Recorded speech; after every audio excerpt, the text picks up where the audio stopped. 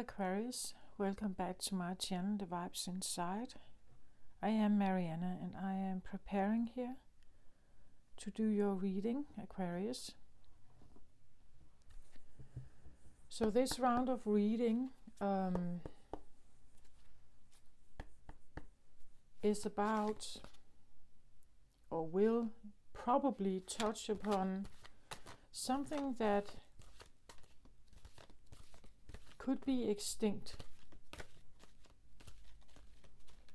which is controversy for a very future-oriented air sign like you, Aquarius. So I say ancient because when I do the Aries reading, I normally get a feeling of, or a touch of what the next readings will be about. Maybe yours is going to be totally not like that, but we'll see, right? Because that's what I feel like you can sometimes do, Aquarius, like you can switch the polarities totally or something like that. You can, in your case, maybe it's not extinct, maybe it's futuristic, and you're just tapping into it instead. Because it's like your mind has a way of not accepting the current in some way as logic or the only reason possible, right? That you have a way of saying, but what if we think like this instead, right?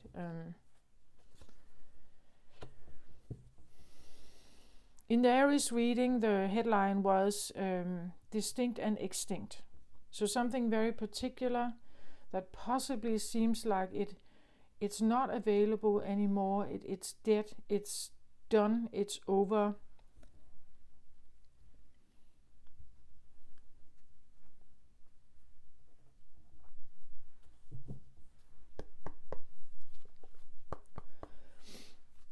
For some reason, it felt like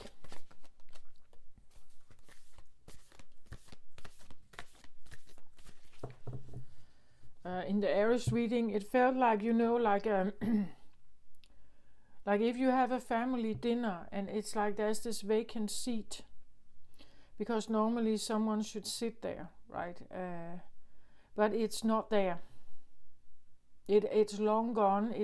But it should be there, right? And if it was there, it would be a great teacher, right? It would be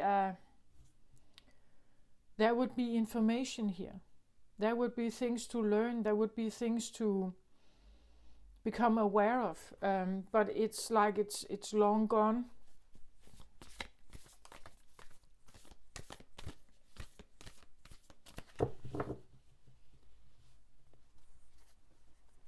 I also got something about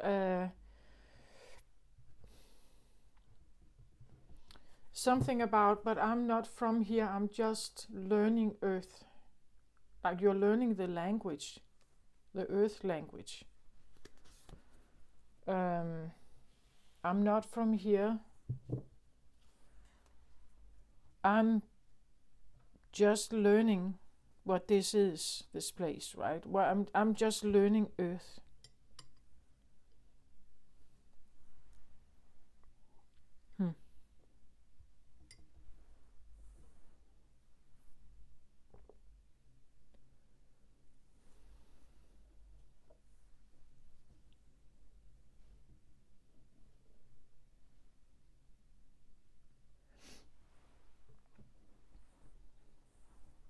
I believe that Aquarius, well, you are a fixed sign.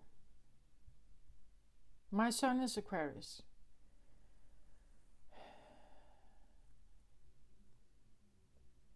In my personal chart, my Mars is Aquarius, right?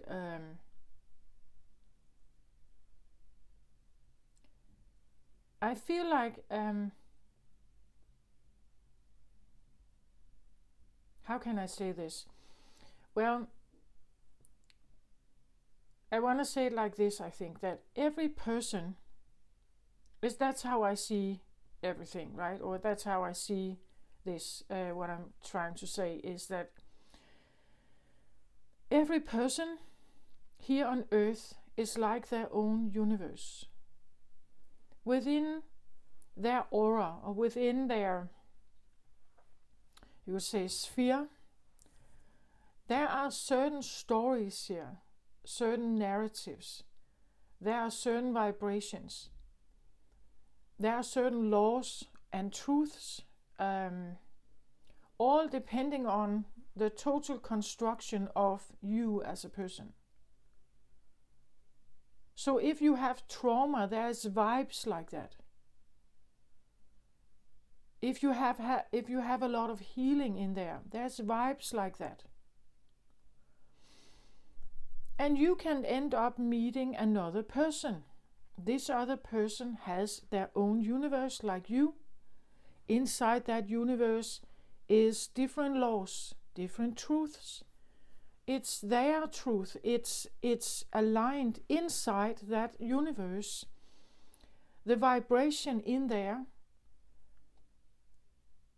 it all aligns with the values, it all aligns with the stories or the narratives in there, the truth that this person is holding, what they believe in, what they identify with, and so on. When two universes meet up with each other, it's like you can talk very different languages. You can have very different conversation. You could be so alien to each other because of the vibration you have, that if you somehow come in in some kind of periphery from each other, you will feel or be able to touch upon someone's state of mind or vibration, and it may be very different than yours. Maybe you like it or you don't like it. What I feel here is, it's like for you, Aquarius, that could be it. The feeling of being, it's like I walk around this earth, right? And I'm looking at whatever is going on here, but it's like I'm my own universe here. And it's not like this other, like, when I meet other people, it's like I'm just aware that I'm not like them. That's why I have this feeling I'm here, but I'm not. I'm just learning Earth, right? I'm just learning what this is, this place. And I can, when I touch upon these energies here, these other universes here, it's like there is a certain vibration. And it could be the feeling that I shake the hand of a lot of people, but actually I don't speak Earth yet. Or it's like I'm still learning Earth story, or it's like I'm here as a representative of something else, like another universe, right? I'm here as a representative from somewhere else. So I'm watching all of this, scanning all of this. I speak with all these people, and for some reason I just feel like, this is a strange place, right? And I don't feel like, it's like the story, like what they say, like the values they have, what they say, the values they have, the agenda they have, the way they conduct life is so alien to me. Like it feels so strange. But I know I'm the only one, seemingly, who has this feeling. Like I'm looking at this, what is going on in this world. I'm just getting to know what this is. I'm learning about Earth. And I'm learning about maybe the history of Earth, or the story of Earth creation, and the way people live with each other, the way they speak, the agenda of society, and so on. You know, I'm learning this, but I'm just watching it like, this cannot be. Like, this is so strange. Because my reality, or my truth, my universe is utterly different than this. Like the storyline of, my story is so different, and my values are very different.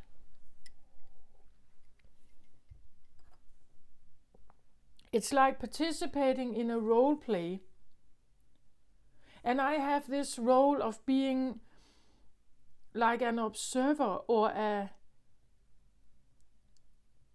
it's like I'm at school.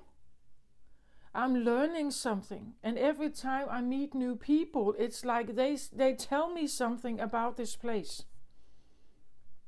They tell me something about their universe, yes, but they also tell me something about this place.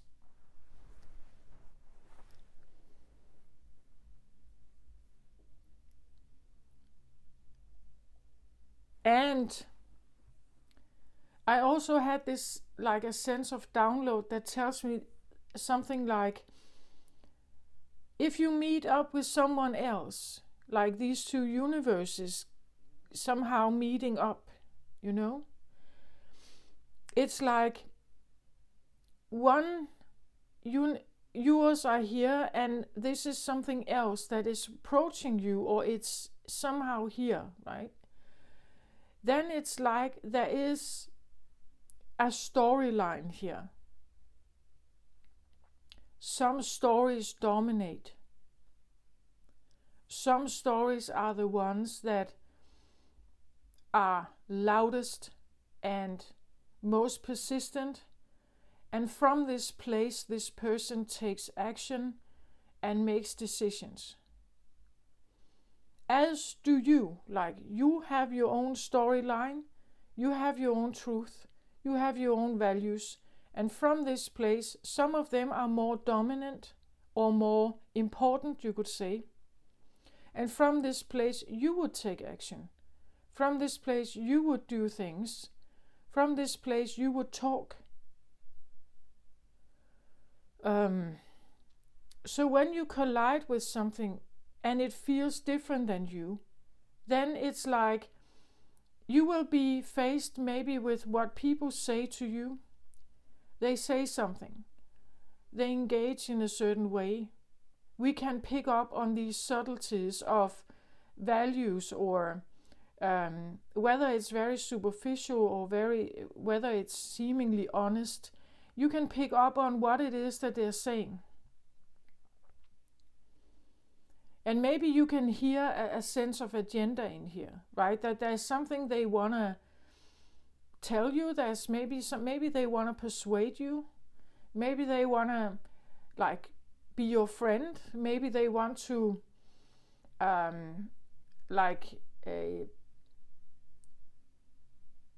a say in your decision making. Maybe they are confronting your stand, right? Maybe they are criticizing or whatever, you know, like maybe they love you, maybe they're criticizing you, but you know, they're sending something to you here.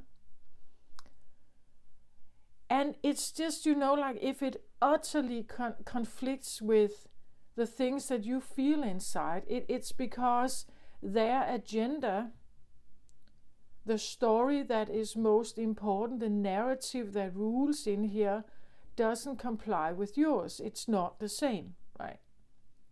It's not the same. And it doesn't mean that their storyline necessarily is wrong. It's just different than yours. And that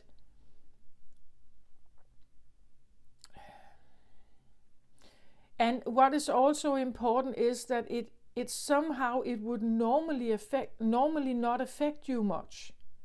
Your fixed sign, right? It's like you would just stand your ground and say, okay, well, that's your opinion, right? Your opinion or your agenda is not more important than mine, you would say here. But for others that meet up with you, they may not understand that, right? And for some reason I feel like I'm almost saying this because I think for you this is logical. Like this is nothing normal. This is just everyday life for you. But it's almost like I'm speaking to someone who is dealing with an Aquarius.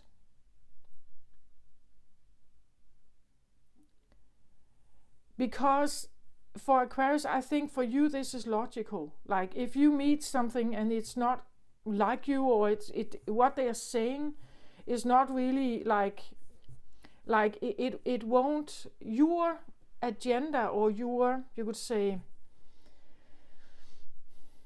core values perhaps here cannot just be overridden like that. It's because people say something to you, it's not enough, right? You would stand by your core values. Like it wouldn't make any difference, and you wouldn't care even. Like if others have another agenda, well, okay, then you have another agenda, right? But for them, it could be, if they're highly competitive, they may want to win you over, right? They may want to win this argument or this dialogue in some way. So they could keep coming, right? They could keep babbling, blah, blah, blah, blah, blah here. Like their story is the biggest. Their story is most important. And you just wouldn't care, right? And people don't get that necessarily about Aquarius, I think.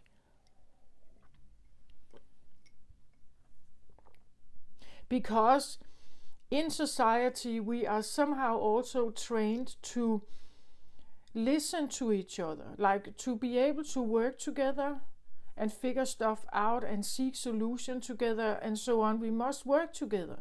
We must somehow, get along. That's part of like socializing, that we have to get along.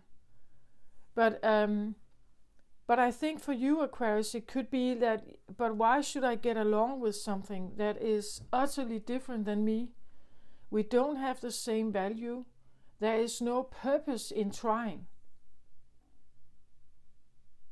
There is no purpose in trying to find a harmonious solution with something that seemingly have an agenda towards me. And I just can't, like, everything in me goes against what they are saying.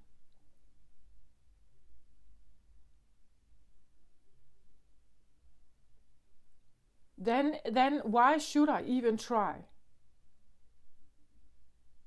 And I think for that reason, sometimes Aquarius is doomed to be this strange, weird, like sometimes very stubborn and sharp in their ways. And like it's a bad thing, or like it's a problem. That Aquarius should be more forthcoming. They should be more willing to work with something. But if you utterly don't agree with it, if you utterly don't like it, if you utterly feel like this is trying to cross my boundaries, I will not allow this, then, well,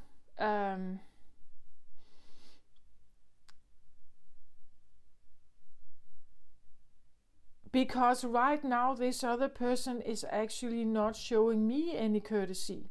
They're not showing me any respect. They're not showing me, if they try to convince me with something, they're not respecting that I have my own, that I am a separate universe. For some reason, I feel like maybe there could have been some kind of breach here. And I think this can happen if Aquarius has this feeling that I am just standing here and I'm the only one seemingly. Everybody else seems to speak a story that has the same headline. That for some reason I seem to be a problem, or that my boundaries are, or what I say no to is not accepted. So for some reason there could have been a sense, again, if you're the only one on this planet having your very specific imprint, or that's at least how you feel. And everything you hear around you has the same agenda. It seems like it wants you to comply with their rules or their initiative, but you would like to just be neutral, right? You want to be this neutral state that is not involved in anything. You don't want to fight. You want to show them respect. It's fine. This is what you think, but I am still standing here. I'm neutral. But there could be this feeling that this is not okay. Like you being neutral is not okay. We have to win you over in some way. If that has happened to you, Aquarius, for some reason, it's a very big breach of your core, I want to say. And maybe this is ancient. Maybe that's what I talk about when I say ancient, that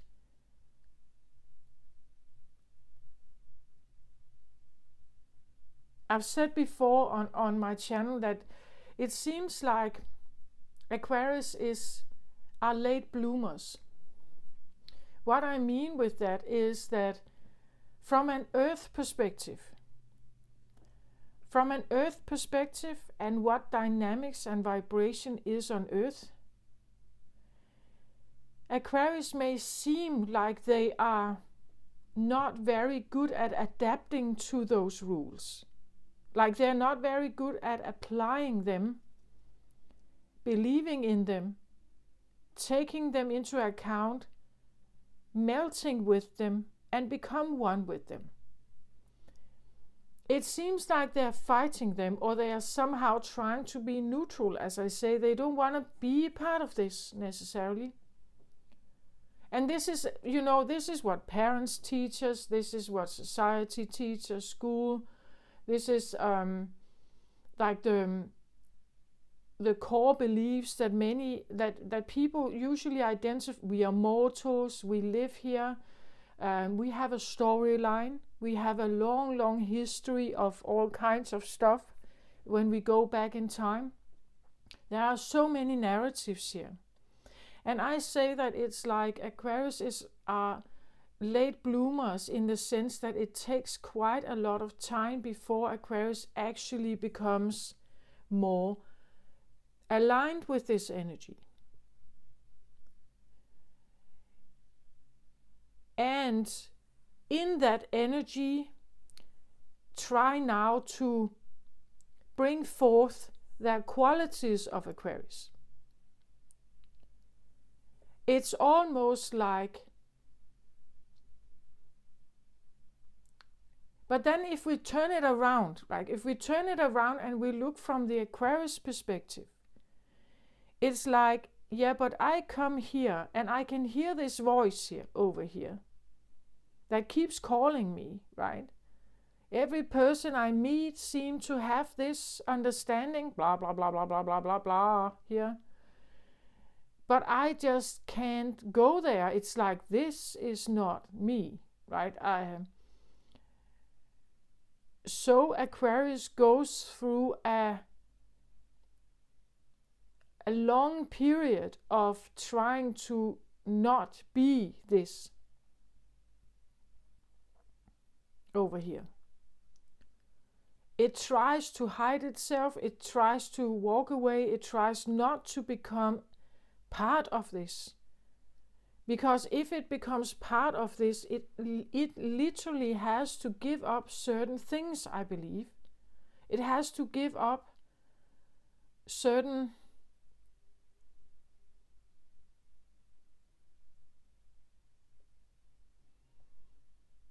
well, first of all, I think it has to give up a timeline, or maybe even the sense of time. I know Aquarius has a difficult time with time. Like, they have a difficulty with time, the concept of time in itself. That time is of no essence. Like, it doesn't matter. Over here we have the narrative of Earth. In the narrative of Earth we have linear time thinking. So if something is extinct, it must be in the past. It must be over here. Way down there it is. And it's definitely not in the current, and it's definitely not going to be there in the future, because it is way back, it's here, and it's done, and it's over, it's dead. It will never come back. This is one of the great things that humans deal with, grief and loss. It's very difficult for us to accept the fact that something is literally gone forever. It will never come back. That's how the normal human thinking, linear time thinking is. If you are Aquarius, you would probably be way more adapted to the idea of circular time, meaning that past, present, and future is available and existing at the same time. And that's also why the time concept doesn't matter. Because everything is there anyway, so it doesn't matter.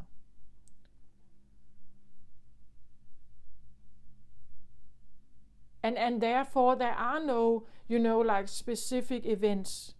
There are no dates that are more important than others, because everything is in the same, like it is existing at the same time anyway. So it doesn't matter that at that particular date someone died, or at that particular date this terrible event happened, because there is no time idea anyway. Right? That it's all a mix of all kinds of stuff. And this is where I feel like Earth has a particular narrative. It has a distinct understanding of what may have happened to it over time. And we have, historians and archaeologists, and we have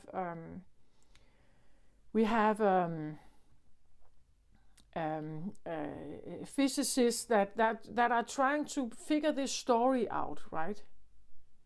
And every person you may meet here, they have parts of this embedded in them, and you will meet it, and you will hear this narrative, blah, blah, blah, blah, blah. It comes from all around you, and it's like you're this, I get this feeling of almost like a newborn. Bloop. I got in here yesterday with the train, right? I've barely arrived, and I'm looking at this like, I'm learning Earth. It's like I'm learning what this place is. I'm listening to the stories, I'm listening to the narratives, I'm listening to also the fears, the joys, the traumas. I'm figuring the vibration out of this place, and I just know that I'm not like this. My vibration, my entire storyline is not like this. In that way, I'm a stranger. I'm a different one. It's like I come from somewhere else, and I dump into this narrative, and I'm listening to all these stories. And immediately I know that this is weird, right? This is not my home in some way. I'm not this. And this is what I actually feel like Aquarius are fighting about, the late blooming. The late blooming could per se be the other way around. That the late blooming suggests that something becomes more vibrant, that it's finally opening its shell, or it finally catches or something. It finally figures something out. It finally But actually, I feel it almost different. Like I feel it like the earth voice is something that Aquarius is fighting. They're trying to avoid it. Like they're trying not to become it. But from an earth perspective, that's what it looks like. Oh, it takes them a long time before they actually are won over, I want to say. It's like, but it's like that saying, like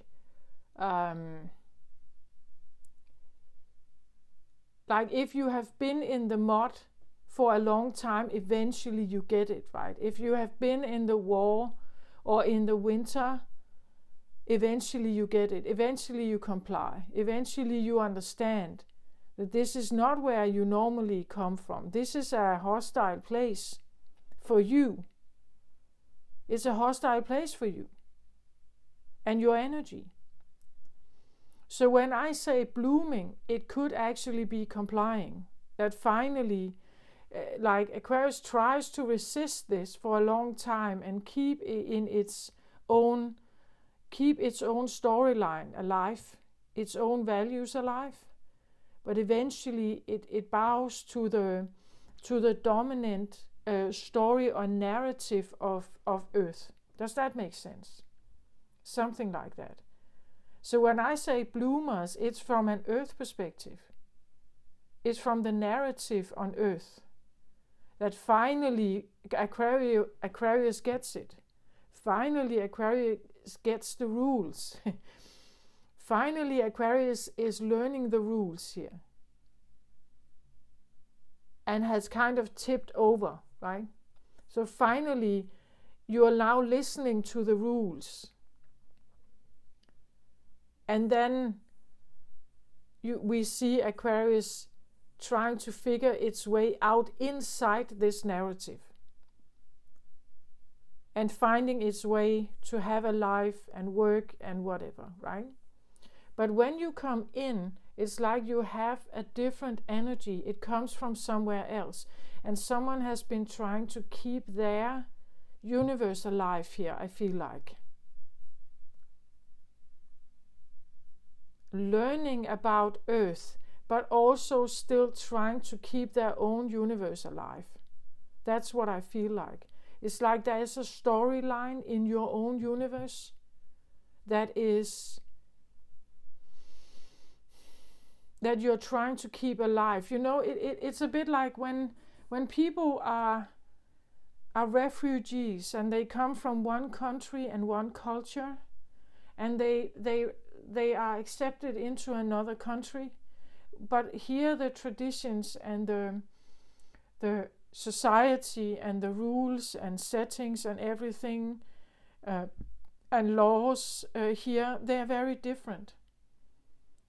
And we know that for these people this can be very difficult because they come from something that they have respect for, and they come from something that they did like. So when they are in something very foreign, when you come into something very foreign, there can be this feeling of wanting to, at least when you are behind closed doors in your apartment, this is where you uphold it, right? This is where you pray to your gods, even though there is another one in the country you have, or a dominant one in the country you have gotten to. Inside the house you can have certain ways of education or values or something that you want to keep alive, even though you know that right outside the door something else is going on. That outside the door, you know that in school my children will be taught this and this and this. But actually, when we are at home, I teach them this instead, right? I teach them about this instead. So the need to keep something alive that feels very familiar and that feels true and real and something they may love and respect a lot. like religion, for instance, or maybe rituals, traditions, things that they would normally have participated in if they were in their home country. That's what I feel like here. And then this feeling that that you have been here so long that you have now become a citizen. You're no longer a refugee child here. No, you have actually grown up in this country now. You have gone to school here. You have learned the laws. You've learned the language.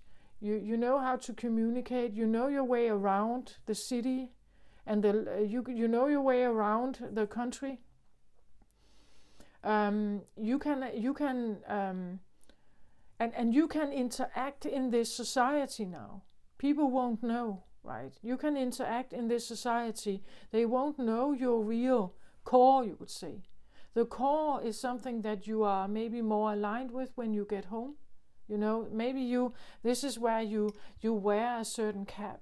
This is where you wear certain clothing. This is where you offer your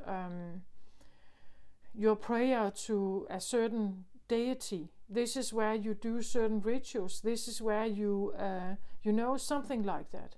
So when you it's like someone has a private space where they are conducting something, and they know that right outside the door there is something else here. Right outside the door there is something else going on. But inside your little home, or just inside your body perhaps, it's like you have something else going on. And what it is that you are dealing with here may seem futuristic, but it could be ancient. Because in your world, everything exists at the same time, right? Past, present, future, it's all in there somehow. At once. There, and something is happening there that may seem like it's, well, maybe for you, Aquarius, it's ancient, in the sense that, oh, this planet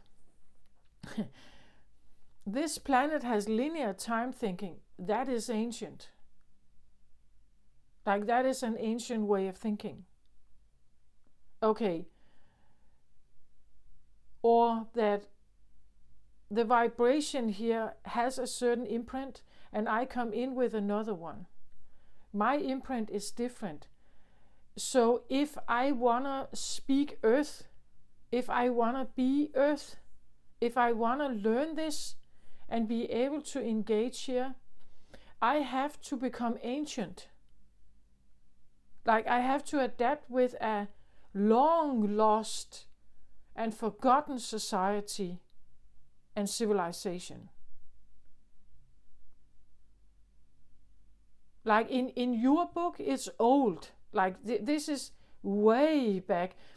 The way you communicate is not very sophisticated. Humans here use verbal language as their primary communication skill. Body language to a certain extent, but usually if you're not in the same room, you use this verbal communication. But there are so many pitfalls with verbal communication, because again, it depends on the universes and what laws are actually most dominant in there. You come from a civilization or a consciousness level where this is way obsolete.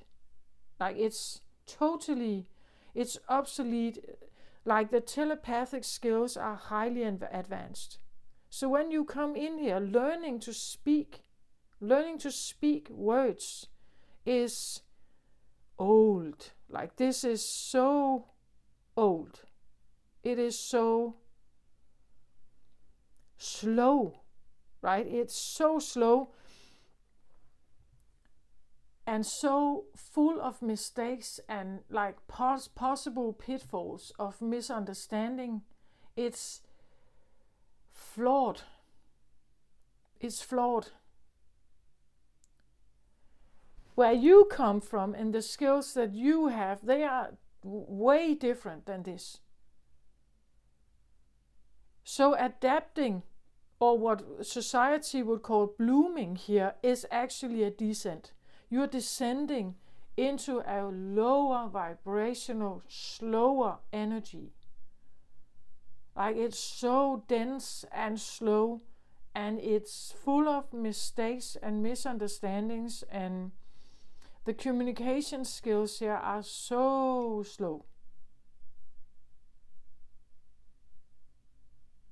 And the narrative has a certain vibe to it, and that vibe is not according to yours, right?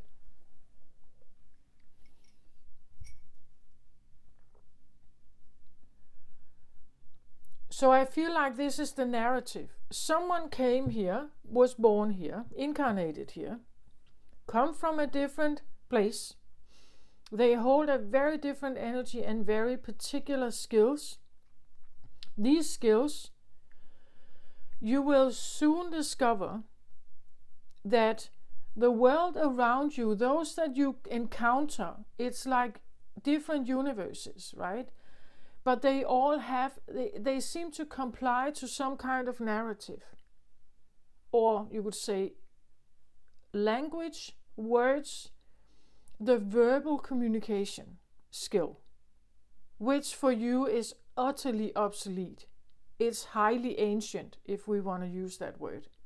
So you have to, in your quantum field, you have to tap into something very past for you to figure this out, to speak Earth and actually be here and interact and everything. But you are very futuristically oriented. You think about like the possible future. I talked about this also in the Capricorn reading.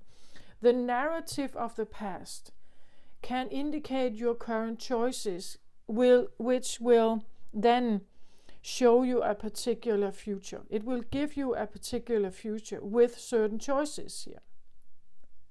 The choices you make will determine the future you have. But for Aquarius, it's like everything is one big bubble. Aquarius, I feel like Aquarius can rarely be rushed. They hate it. Like they hate the idea that you have to rush something. Because for them everything is, that's what I believe.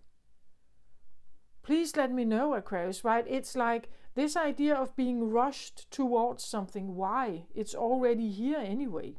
It depends on the what you tap into.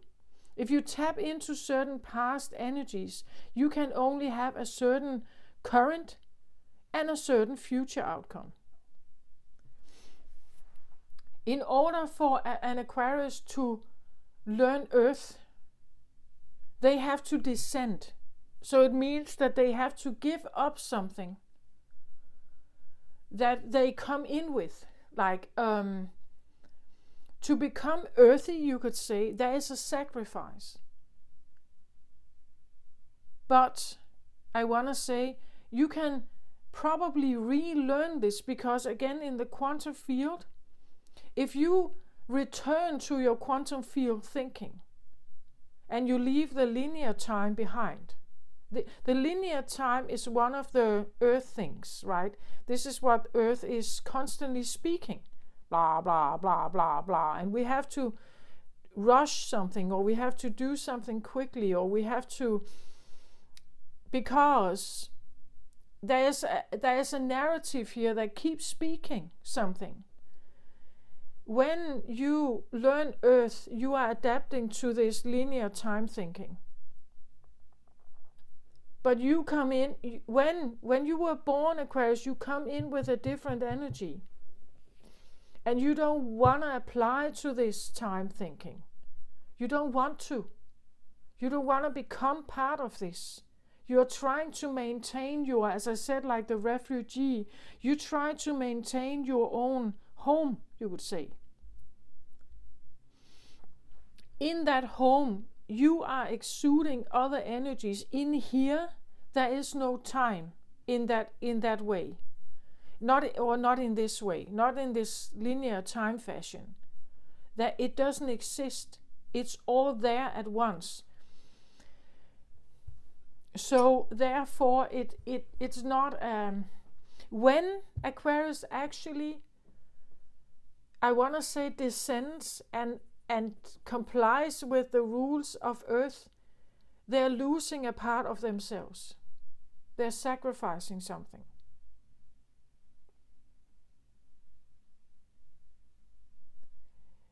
What you are sacrificing is something that you can get back. You just have to remember it, right? You have to remember it.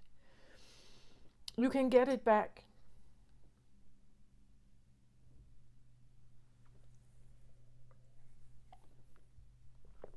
Or, as I say, you can choose to have it in your home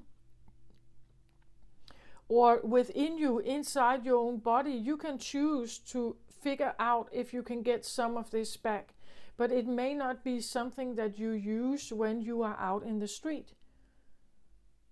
Well, you can try, of course. You can send your telepathic, communication out there, and you can see if someone is responding, looking at you.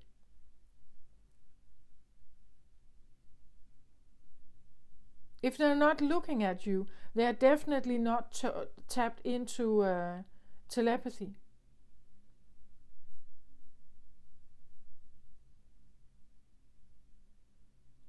They don't have that skill. They can't feel it. They can't tap into it.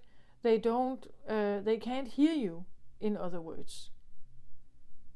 You can try it, of course. You can try to send it out. Hello, hello, hello, hello. And then you can see if someone is responding.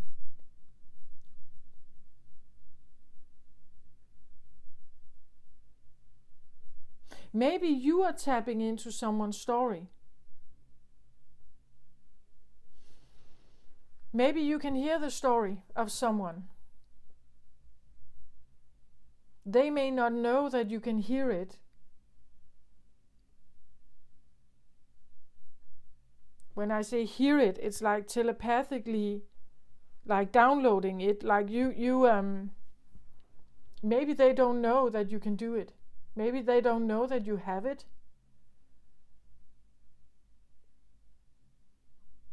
You can hear them, they may not be able to hear you.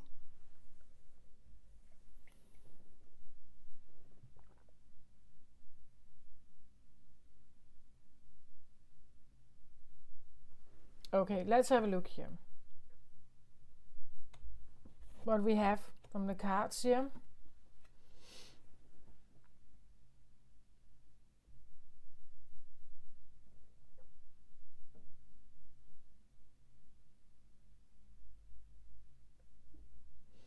Okay, I talked something about time, right?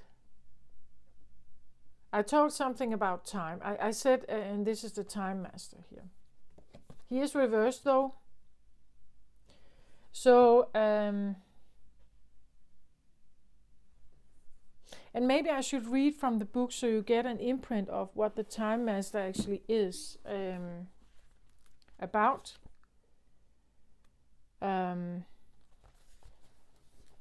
So the essence of the time master upright is time is a construct of the human mind through which life events are seen to flow in a straight line from past to future.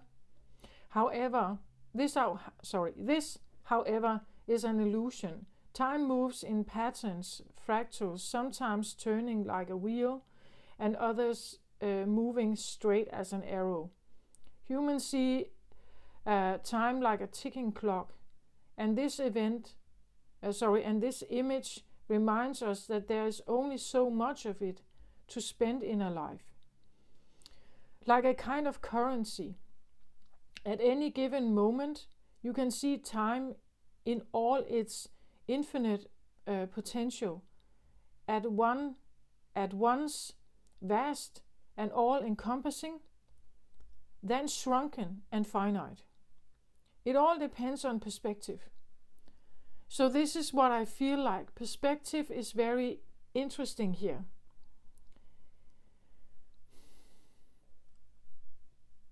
There is something about time here and how much time you have, or that there's only so much time to figure something out or to find something, or that you are in a hurry in some way. When the Time Master visits you, he asks a very important question. Will you break free from linear cause and effect thinking by moving beyond the linear illusion and welcoming the cyclic quality of time? You find yourself in a moment where the wheel of time turns and you are able to influence the past, thus changing the present and future simultaneously. That's what I say, right? If you can influence your past, or you can influence your, like the past narrative, I want to say, or the past identity, what do you identify with? What knowledge and consciousness level, what awareness, what knowledge, what science, what math, what, like, as I said, what history are you identifying with? If you can change that, you can change the present and the future simultaneously. This is the true test of the Time Master. You are being invited to take back your power, so let go of the past and choose to step into your life. In this moment, you are all powerful. You are the Time Master. Everything is possible now. This is when it's upright, right? But sometimes it appears that you are running out of time, right? You worry that you won't get what you need or want. Everything gets stuck like a logjam.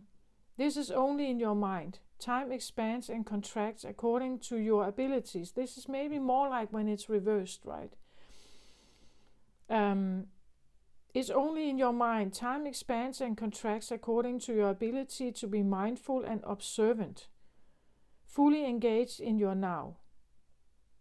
It's time to release the story of your past. Equally, it's time to release your need to know the details of the future and future outcomes. All the treasures magically reveal itself when you remain relaxed and present to what is directly in front of you and nothing else. Then you realize you have all the time in the world. You will never run out of it.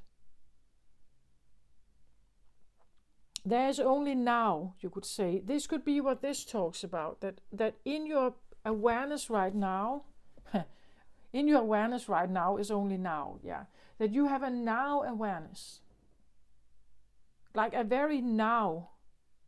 Where most people, like they live in some kind of, well, many people actually live in the past.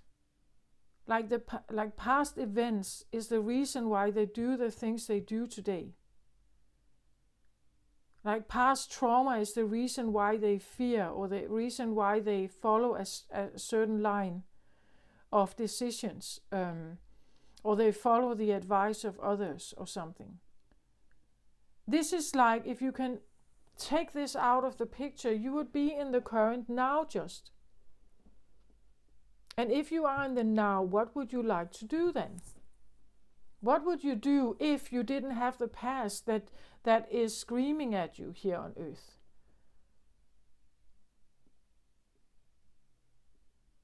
What would you do if you never went here? Like if you never complied, or because on earth there is this idea that you must think about the past, that the past is defining some of your future choices. It's like it's everywhere, right? That what you have learned, what you have tried, when you know, every time a person takes an education, the current moment is based on that education. Like the way you solve things is based on what you learned from that education. So in that way, your past and your future is always combined when you are at work. But you should actually take this away and just be here in the current moment now, right? But and we know it when we talk about work, right? We say that, oh, what are you, small talk, right? What are you doing? What is your occupation? As in that the occupation is the most important thing in the world. So you say, oh, I'm an electrician. So when you are an electrician, you base that fact on the education that you've received. And the education is part of the system that tells you a story, right? In the system, it also tells us that if you have no education, you cannot get the right job.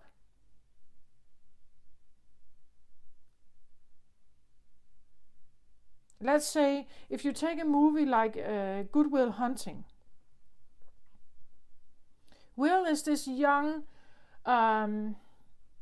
rootless person who is he is so smart, right? He is so clever. He is too clever for the life he lives, you could say. At least that's what the narrative would say. Like the storyline is that society, the math institutions, when they realize who solved the math equation on the blackboard, when they realized it, they wanted to grab him and suck him into the institutional life, because it would be a waste that such enormous potential was just running around out there drinking and not having a purpose. It's like they wanted him to focus his particular skill into something particular from the math institutions. But Will was not sure he wanted that. He was not sure that it would be great for him to be sucked into all this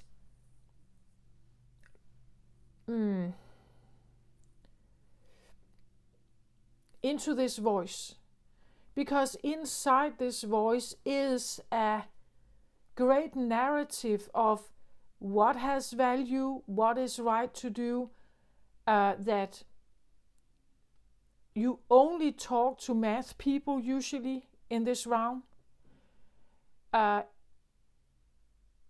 It's about solving something, and it's about finding maybe the meaning of the universe or certain things, how to explain things here on Earth. That there's this giant need to prove something through the method of math. But Will was not sure that he would find happiness there, right? And if he joined this club, he would probably say goodbye to his friends, because they were blue-collar people. Like they worked in construction, and it wasn't the same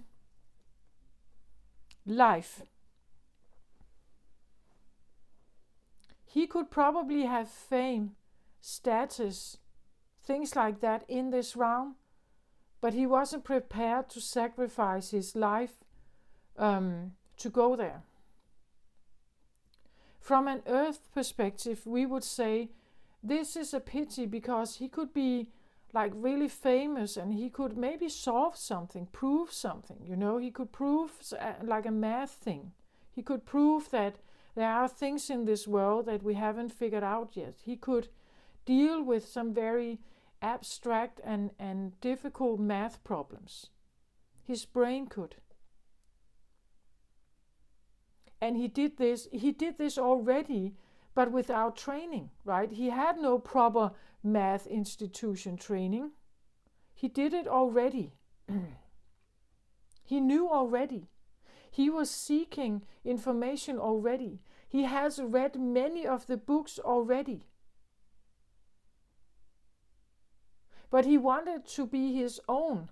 Like he didn't want to be, like vanishing in the math institution. He wanted to be his own voice. He wanted to be able to be critical to the established training institutions. He wanted to be able to question it and not always apply with it.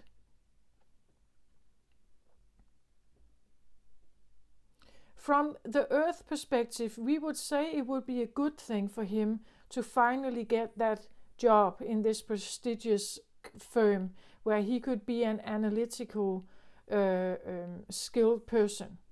He would get a good salary, he would get a good job, he would be able to have a good life, we would say. But and he did eventually, he chose to get one of these jobs. He chose to leave his friend group. And I'm not saying it was a wrong thing for him to do. He was learning Earth, as I said. Like he was learning Earth, but he wanted still to maintain his sovereignty, his neutrality. He wanted to be able to question, like, the world around him. He was more of a rebel than he actually liked the institutional life and the big corporation and everything. He didn't want to be owned by anything. He wanted to maintain his freedom and his maybe more critical thinking, or his sovereignty, you could say. So getting the job was maybe a sacrifice when he was realizing he was living on Earth. He was living a human life. He was living in a sense of time span. Even his friends said that, right? And eventually he chose it. But I see also the rebel in him. I see him, how he has tried to like cling on to the fact that he didn't want to be owned. He didn't want to be someone's slave. He didn't want to be complying to rules and setting and regulations from the big corporate world that he couldn't accept. He wanted his freedom. He wanted to be the free rebellion, or the free spirit in some way. And this is actually what I feel like Aquarius is dealing with a lot. It's like they have this particular core that they want to be like true to.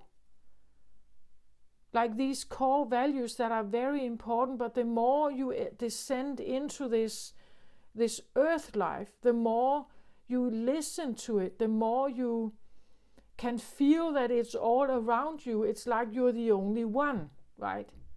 I'm the only one who feels like this. I'm the only one who sees this. I'm the only one who understands this or gets this. Why is nobody else getting this, right? You could say it's a sense of peer pressure, that eventually it's like Aquarius must maybe understand that because all his friends are suddenly gone. All his friends don't party anymore. All his friends are married. All his friends have kids. All his friends are involved in pension schemes, and they're talking about other things. They are involved in other things because they listen to the voice here, right? It's like you have a different antenna. You have an ability, you can listen to this voice, but you can also listen to another one. It's like you have two antennas. You can decide if you want to listen to one or the other. The problem is to stand alone. Like here, someone is standing alone, right? It can feel like a hard time to stand alone. To be true to yourself, to listen to your own antenna, to not want to comply with like the society or the earth voice. The earth voice has a lot of things to say. It has a big narrative.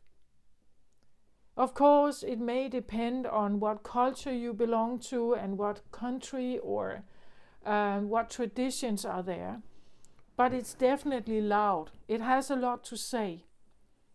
It has a lot to bring to you. It brings you to a little child that is born into this world. It's like a giant narrative or a giant radio that just keeps bum bum bum bum buzzing at you.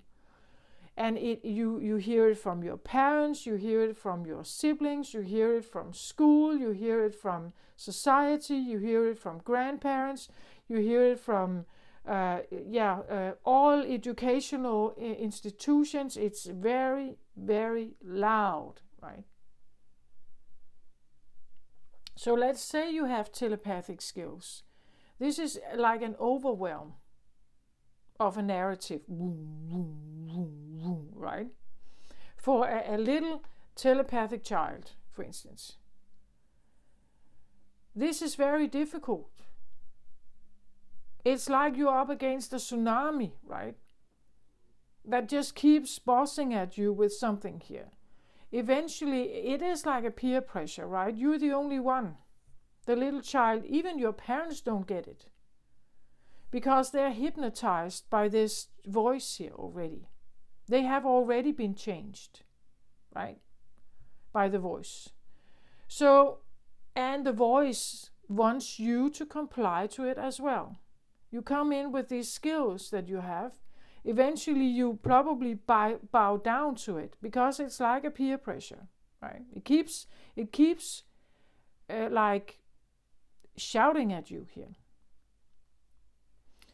So when I say that Aquarius can be late bloomers, I actually feel like it's because they try to resist this voice. They try to, but it's difficult.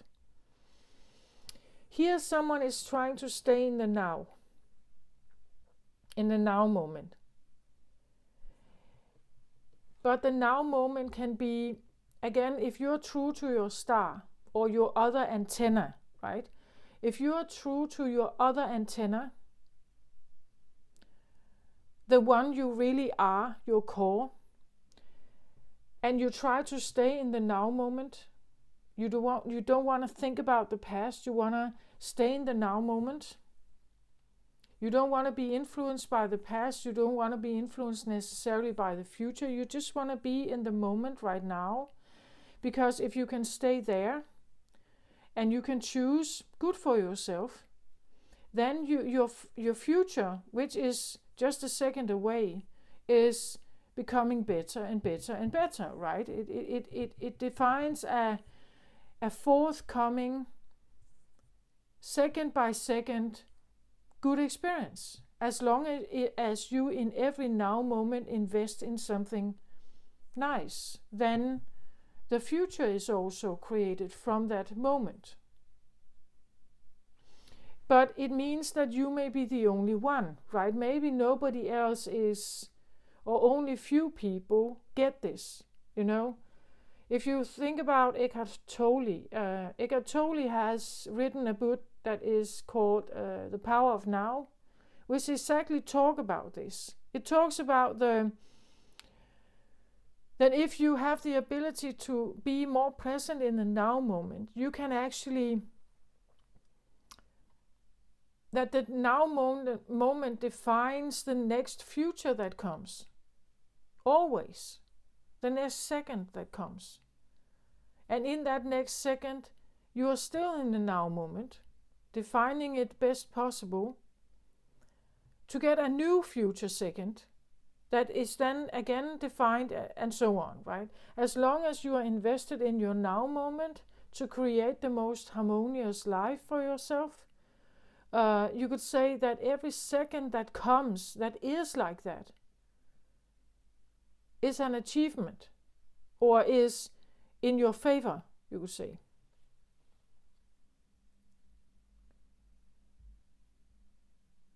And that is maybe what your what your star is. Like maybe that is exactly what your awareness wants to be, or consciousness. We'll see this bubble here, like a consciousness bubble that you surround yourself with, that is like a shield to what is outside of it. So you may walk with a consciousness level here that is different than what is outside of yourself. You could be the only one, or it seems like that maybe. That you're trying to live more in the now moment and shielding, you could say, almost yourself from like outside influence that wants you to think in a linear time thinking. And maybe it even wants you to think a lot about the past as well. But it's not creating the future that you want. What you are doing could actually be a sense of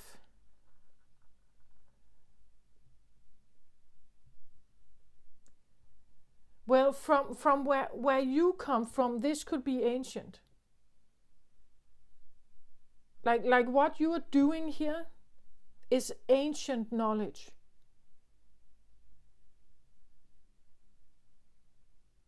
That's what I feel like. Like from where you come from, your home.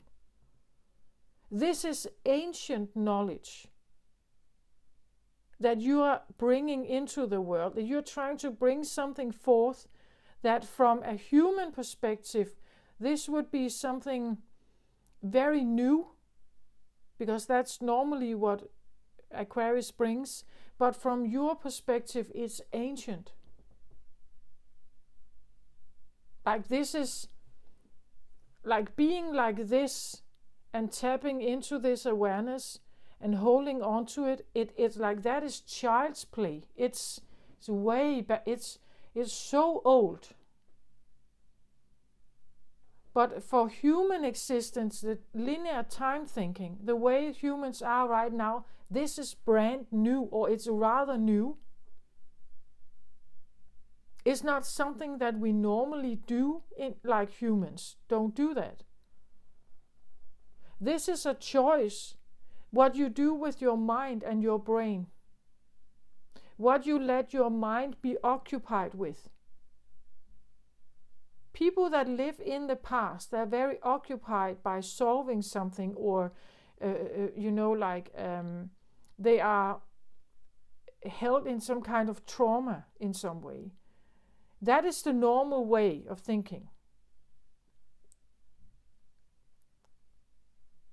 And getting out of that, using this, maybe the now moment thinking, as just a tool. That is, for you, this is like, but that is so old. It's an old attempt of like trying to grow. For consciousness to grow, that like this is way old. It's ancient.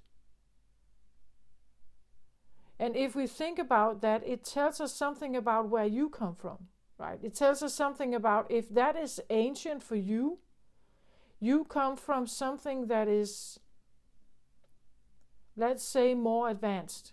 That's what I want to say.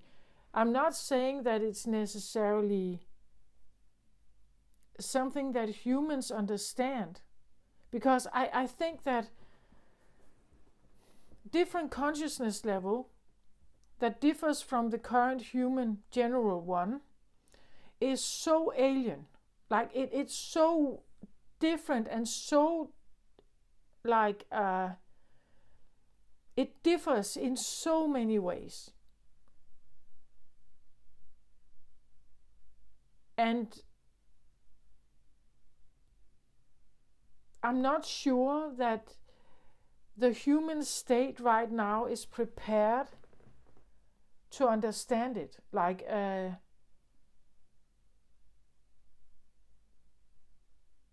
the narrative of story of Earth is still very prominent. What you are doing is trying to, you try to bring in something here. Like Eckhart Tolle did with his book, The Power of Now, he is bringing in something that could be of use for the current state of mind, the general way of how human thinks, that the idea of separating our mind space, our thoughts from the past, is something that people should train themselves to do, because normally we always think back. Our brain is somehow wired to, because in the past we have learned what's dangerous for us. And we use that knowledge today, every day, to scan the environment for things that potentially could be dangerous. This is our history, because we are partly still animalistic. Our survival depended on this. So how can we not think about the past? It's so wired into the human existence. But you see, you come in and you are not like that. It's like you have something else to bring here. That is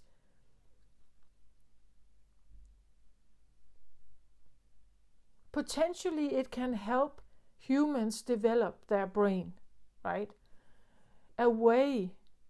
More away from the animalistic part of us, so that the brain consciousness is the one that is going to be more dominant. It is in humans, but it can be even more.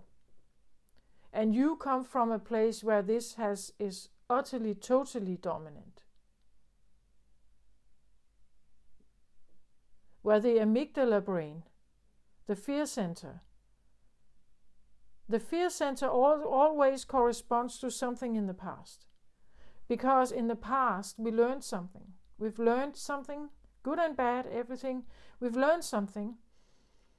And we tap into that space all the time to scan what's in front of us right now. Your consciousness, though, Aquarius, comes from a place that is not like that. That's what I feel here with this reading. It's not like that. It's so. That's why coming to Earth is extremely weird for you.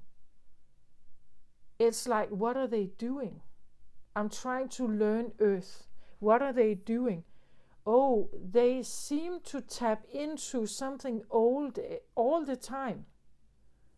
And you're just standing there like, why are they doing that? Like, what? In what way should that be of importance? It's like, and being like a student, right? It's like I'm trying to learn what this is about, this place. And I can see that they seem to tap into old stuff all the time, and they want me to do that as well. But I don't want to. And I definitely don't want to tap into their past. Because that's what we do. We hear stories, right? This is so ancient. This is what our ancient forefathers did. They gave information to their children through stories, through apprenticeships. Like the father took the child out hunting to train the boy how to hunt, what to listen for, how to track chase, how to decipher sounds in nature, and so on. It's the delivery of old information this is what our entire society and our life here on Earth has always been based upon. It's the delivery of old message to the young. That we give something old to the young, so that they can survive, so that they can learn, so that they have skills to live here, to get by here, to survive here, to plant new seeds, to have children, and so on. And then they deliver again information. But you come in here and it's like, but I don't want your information. I don't want your information. I'm good. No, I'm good.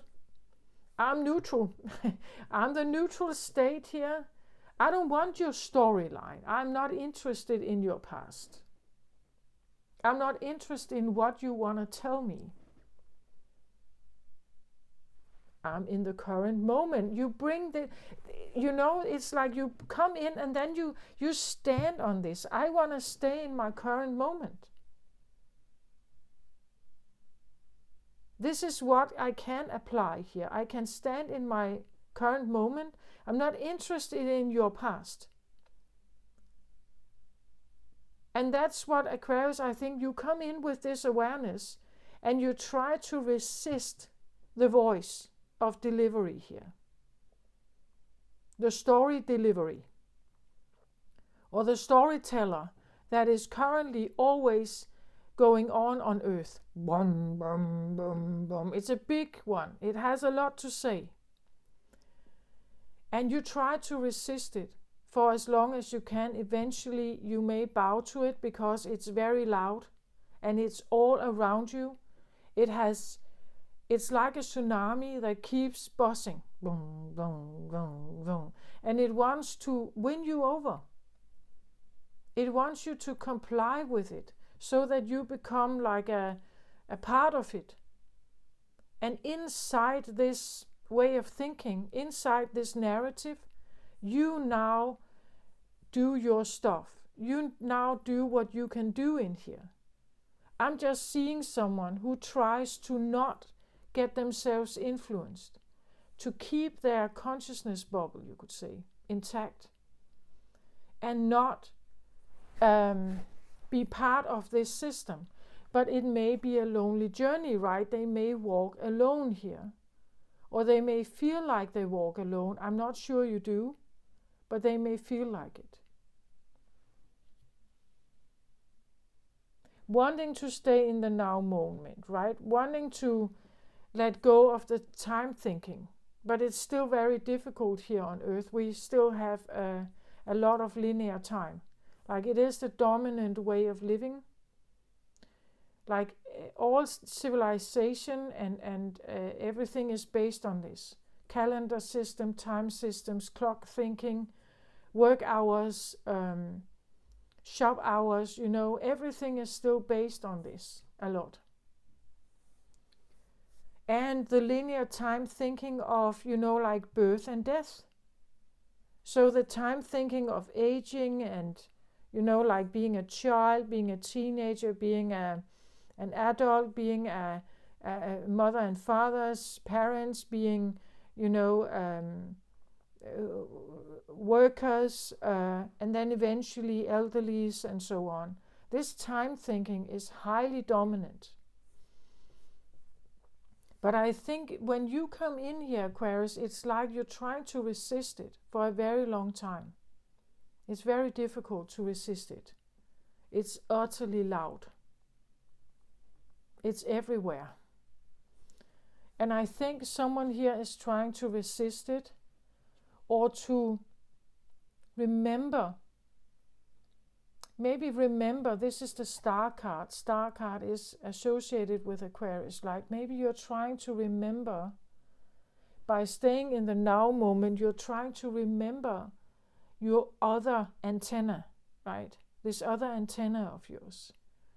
Or you're trying to activate it, right? This other antenna of yours that knows that there is another truth, right? That this narrative truth here on Earth is only one.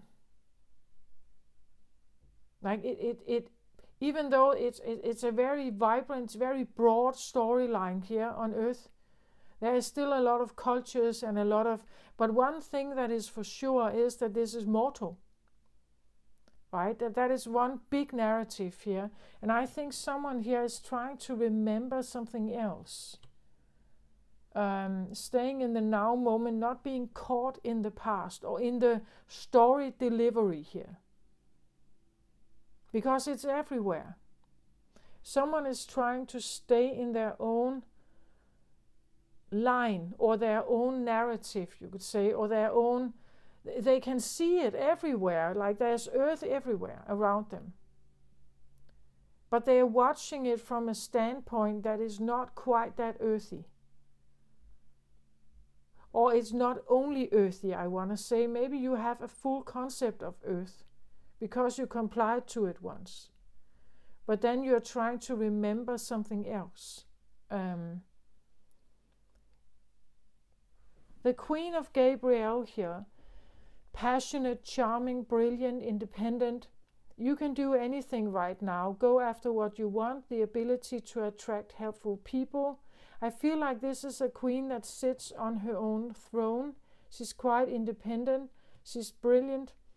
She is passionate about her like, I feel like because it's in the root position, she's quite passionate about her roots. You know, so again, I talk about like the refugee situation, right? That you are in a society, like again, like this is society around you. It has a certain color, right? But this is your home, or this is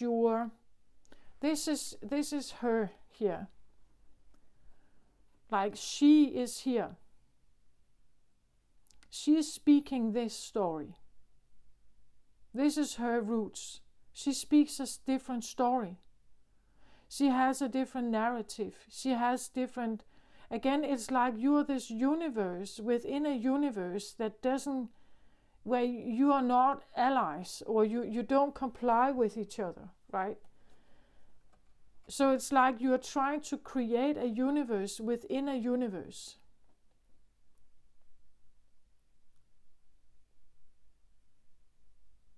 Someone trying to uphold their own universe here against peer pressure, you could say, around you. Staying true to her roots here. Wanting to stay true to her roots. Speaking and thinking, there is a particular universe here. You know, it's a bit like if a woman becomes pregnant. It's literally like inside the pregnant woman, a new universe is forming. The child becomes a new universe. This child can be utterly different than their parents. It's like an independent universe that is being built or is being shaped or is being molded. When it's born, it is its own unique universe. It is its own unique story. You could say it's a life that hasn't been lived yet, or it's a brand new universe that is shaped. But then the voice comes in, right? And it wants this universe to somehow be part of this already established universe, where everything is set in stone, every story is already there, right? And it wants this child to be part of this vibration, this narrative, this vibration. It's trying to suck it into this vibration. And I think, Aquarius, it's like you try to avoid this. You try to avoid becoming melted with or enmeshed with this universe. You try it for as long as possible, but it's difficult when you're the only one, right? So who stands there? And this could be what it feels like right now. It's like that you are in this, like you're in this narrative or in this now moment where you're trying to keep only that.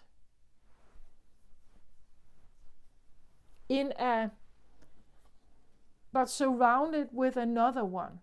Like there's another, like another narrative here, another story here.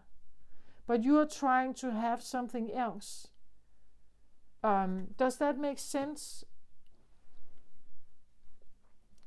You're trying to uphold certain qualities of life. You're trying to uphold certain, maybe maybe just some of your storyline. It could be the feeling that, let's say you come from a consciousness of infinite life, and you are now landing here on earth where we have this understanding that we have a mortal life. So what would that feel like if you come from a different awareness? That you bring something in that is the future. It holds future perspective for humanity, but it doesn't know it yet. Like the human mind, the human understanding here doesn't know it yet, right? It still believes that it's mortal. It still believes that it has a linear time. It still believes that. So it may feel like you're a bit like David and Goliath, right? That you're up against something very big, like a big time, like big tsunami of, like that you're swimming against the stream somehow. I think most Aquarius feel like that. It's like they represent something and they want to stand in that. Like they want to keep that intact. But you are, like there's this giant narrative here that eventually it's like, okay, I'm learning Earth then. I'm learning Earth. So what does this mean, right? What does this mean to suddenly be part of this? Yeah, it feels to you, it feels like ancient. It's like I'm back in some kind of ancient culture that they don't know. Like they don't get it. Like they don't know yet. They don't know what they are capable of. They don't know that they can transcend this. They don't know that they can. And you're just trying to hold on to the rare basic here of your knowledge. Your knowledge, you are holding on to the bare minimum, which is possible in this vibration, right? But I think you are growing it. Like I think you have started from almost nothing, because I do think that you complied once. And then it's like you're trying now to rebuild. This is life force energy, right? This is like the hearth fire. Queen of Gabriel here. The orange color. Again corresponds with the sacral chakra of the womb of the creative center. You are in a creative process where it's like you are trying to build what I think from your civilization, from your consciousness level, this is like bare minimum. Like this is what, like from your perspective of time, if we can say that, this is old.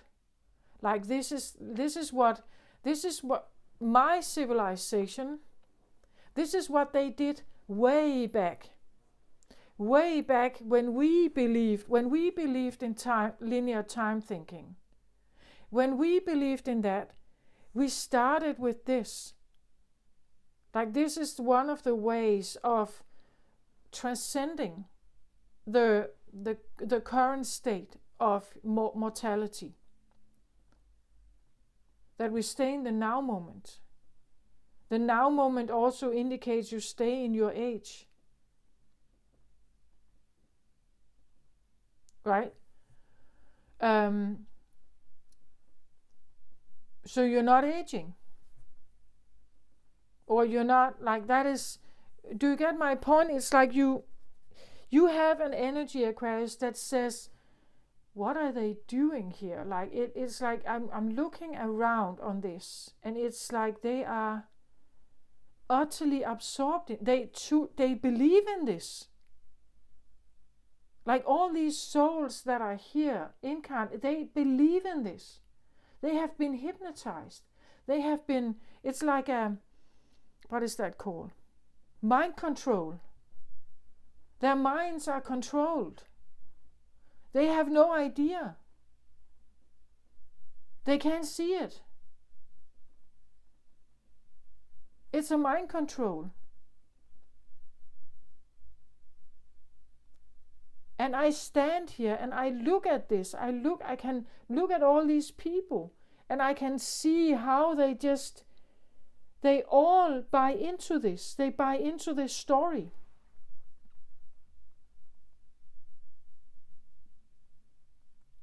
They buy into everything that is here.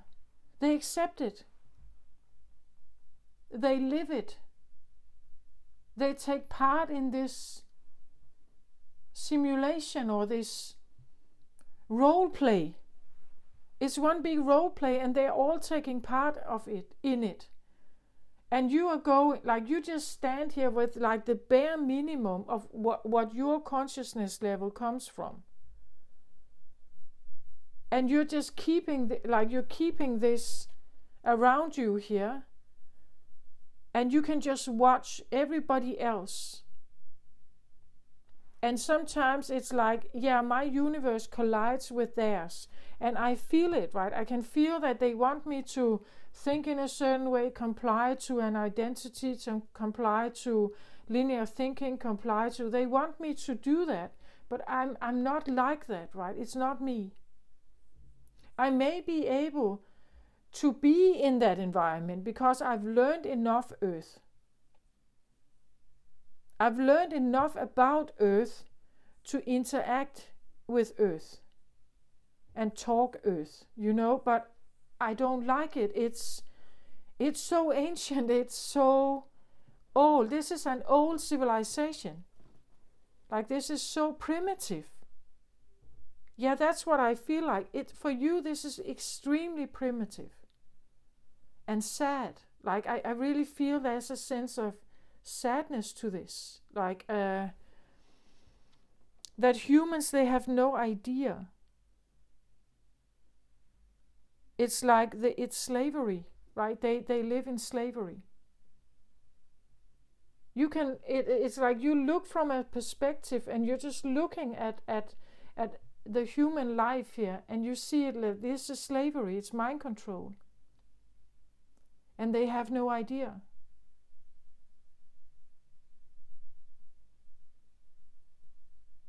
And this is your truth, I feel like. You're surrounding yourself with this truth here. But when this becomes your truth, it's also your aura. And it means that every time you collide with other people, they may not like you because you're foreign, right? You are a foreigner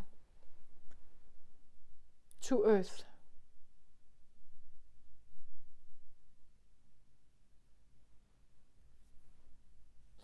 But it's your roots, right? It's your roots. Like, this is where you come from. You come from a passionate, charming, brilliant place with a lot of independency. You come from a place where sovereignty is normal. Because you know that you are your own universe. On Earth, we are highly codependent. We rarely stand independent. We say we are, but we rarely actually are. As a human, just ask yourself, how codependent are you on society? How codependent are you on friends? How codependent are you on family? How codependent are you on, let's just say, time? Well, for Aquarius, maybe you are still questioning this. But look at the others.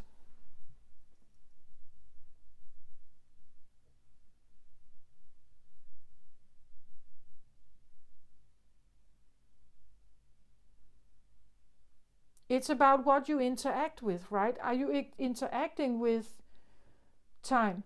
Are you interacting with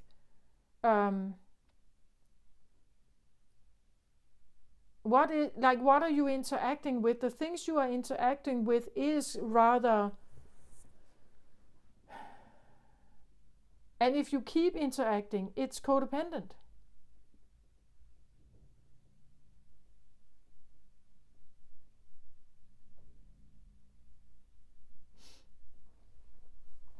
So I feel like someone is trying to stay in their own energy here. They're really trying to maybe bring back their own independency here. Or again, awakening, opening this antenna you have to listen to something else, another radio signal, besides the one that is here. That wants to deliver all the time. It wants to keep delivering, like the story of the story of the story, right?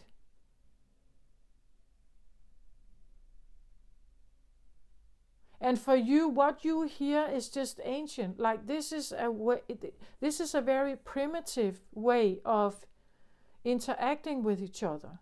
It's flawed, and it's primitive, and it's old.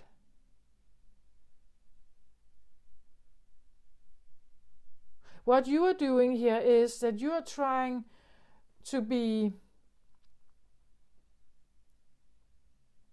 It's like I'm interacting with a very primitive life force. And to do that, I must descend, right? It's like I must descend to talk to this life force.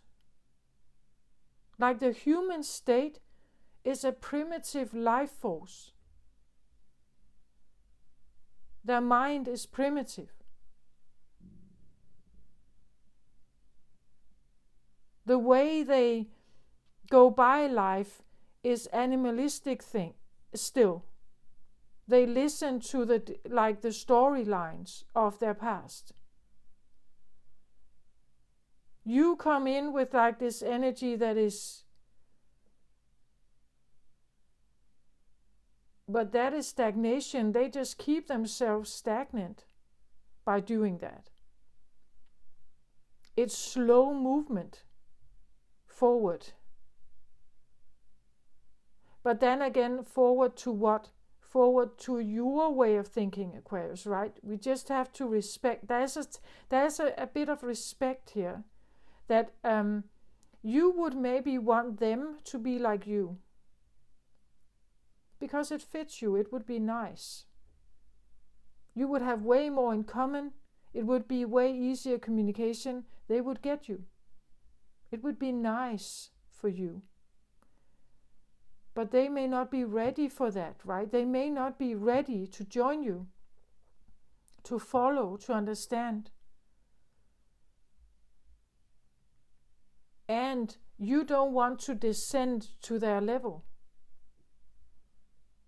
Like you don't want to descend to this state of being, you're learning about it, but you don't necessarily want to become it. Does that make sense like that? And I don't want to sound grandiose or something here. It's not like that. It's just you are identifying it as, oh, but this is old, right? This is ancient. It's like when the human race now identifies as rather civilized. We are very clever. And what you are doing, Aquarius, is exactly what the normal human race would do if they look in history books back in primitive old times. They would look and say, oh yeah, but this is where humans lived in caves. These were the first Homo sapiens. Now we are civilized. Now we are clever. Now we are evolved, we would say. The human race would say that. Right? They stand here and they claim that they are evolved. And you come in here and you're just... But you are not.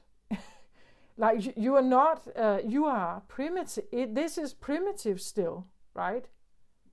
So to talk to you, I must descend. I must become acquainted with this state of life, which for me is primitive.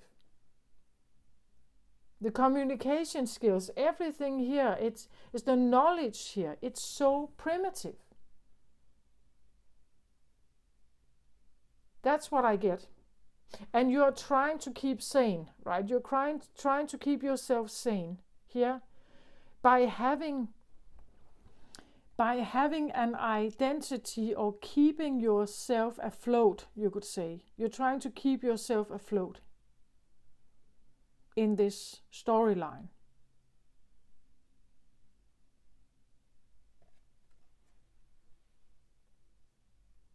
It's like you have knowledge, but it can't be put into action yet. Because those you are working with, they don't get it, right? They're not ready. They're not ready to hear this message. They're not ready to rethink their lives. They're not ready to accept this truth you come with here. It's too far away from what civilization here is ready to work with, or understand, or accept. They don't get it.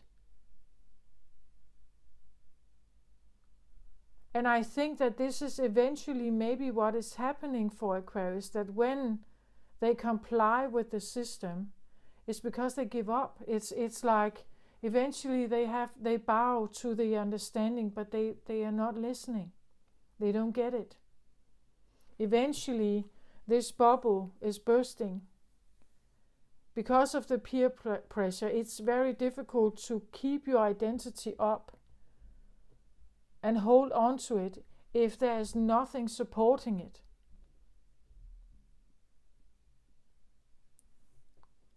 I think for an Aquarius, the older you get, the more difficult it is to actually hold on to your own storyline here.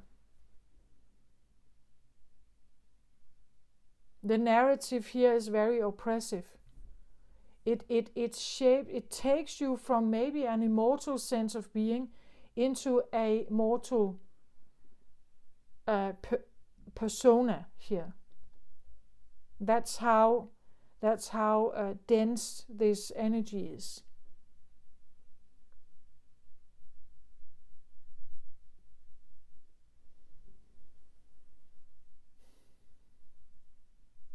But someone is trying.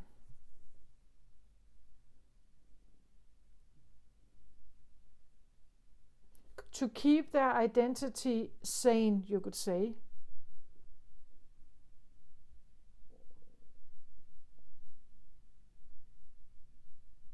And if you want to share it with others, they would look at you like you are insane.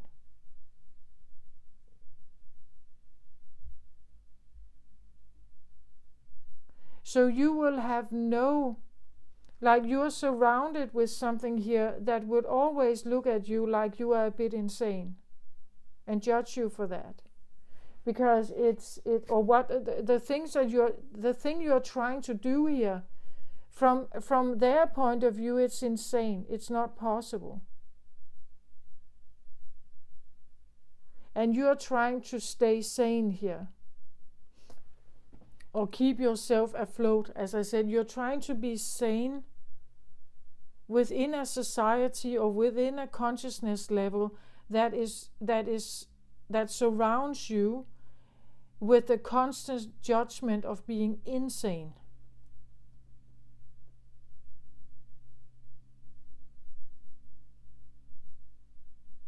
Because what you are doing is not what you have here, is not here yet. It's like it's so foreign and so strange and so not normal. And that's exactly what Aquarius is. Aquarius usually brings something to the table that is new, that is different, that has not been here, that is strange or impossible or something.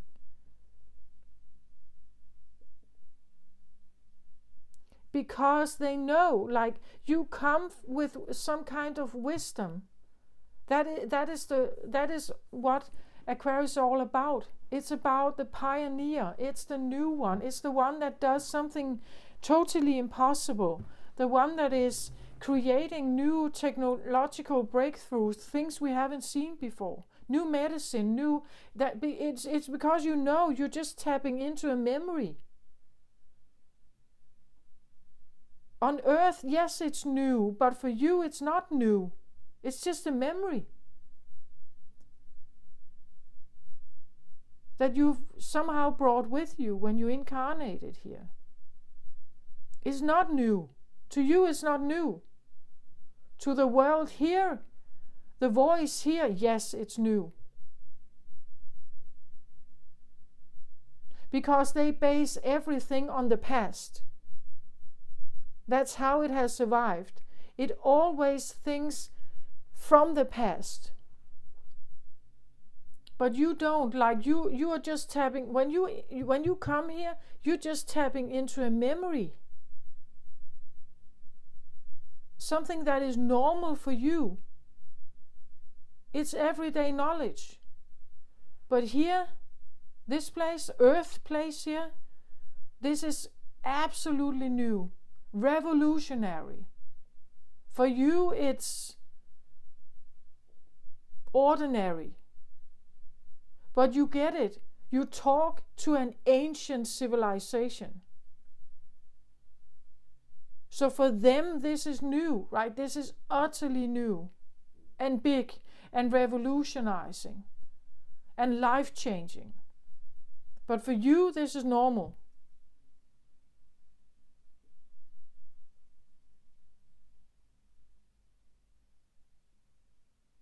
That is the thing.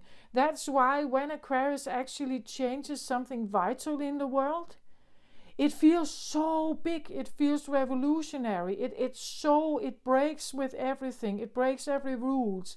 Now we think about it, from the day we were using candlelights or oil lamps to the day we got electrical light bulbs, it changed everything. Suddenly night was not night. Suddenly we could see something in the darkness. When the internet was created, revolutionary.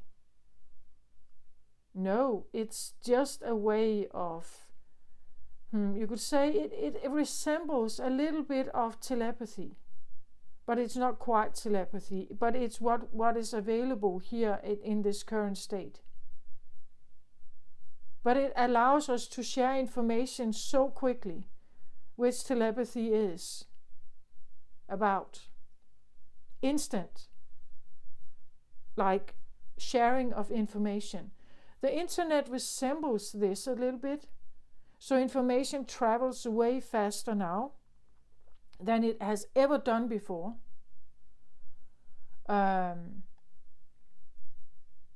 Like the telephone was also like a really important breakthrough, you could say. Think about the time where it took weeks, months maybe, for one letter to get to the recipient. Think about that. And then think about how information is constantly shared now. The internet resembles telepathy. It's not the same, but it resembles. The quickness, the vastness of it is so big, but our human brains have a difficult time actually processing all this information. We actually feel like it's too much. But it's just because our brain hasn't quite developed yet.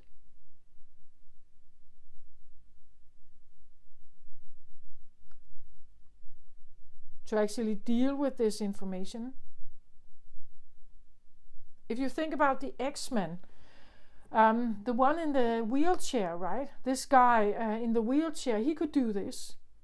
He got into the dome, right? This big dome, and in there he could tap into all kinds of information. He could listen in on talks that people had with each other. He had that awareness. He could do that. He was kind of a telepath. Like he could tap into all this information, right? He could scan and look for people in there. He could find people in there. He could hear the information. He could hear the screams of people who were asking for help or something. He could find them in there. So this is a bit like that. It's like having and that's what I think, like the internet resembles a bit of this. It's just like we can't, like the human brain cannot comprehend this. It's like it's too much information to deal with every day if we should actually listen to all of it at once. That we should all tap into this at once. And again, the internet is around the earth, so it resembles the narrative of earth currently.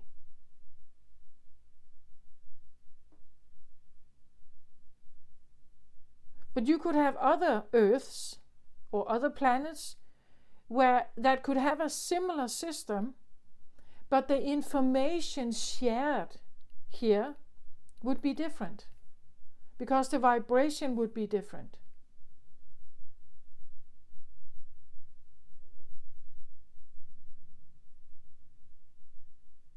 But you, I think you know this, Aquarius, right? You are quite aware of this.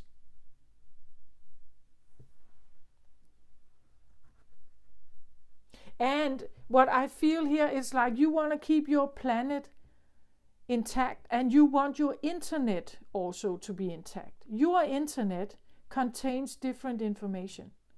It's of a different vibe. You want it to stay like that.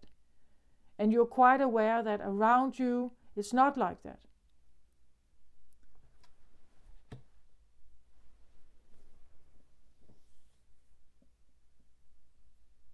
So people feel that you are foreign, perhaps.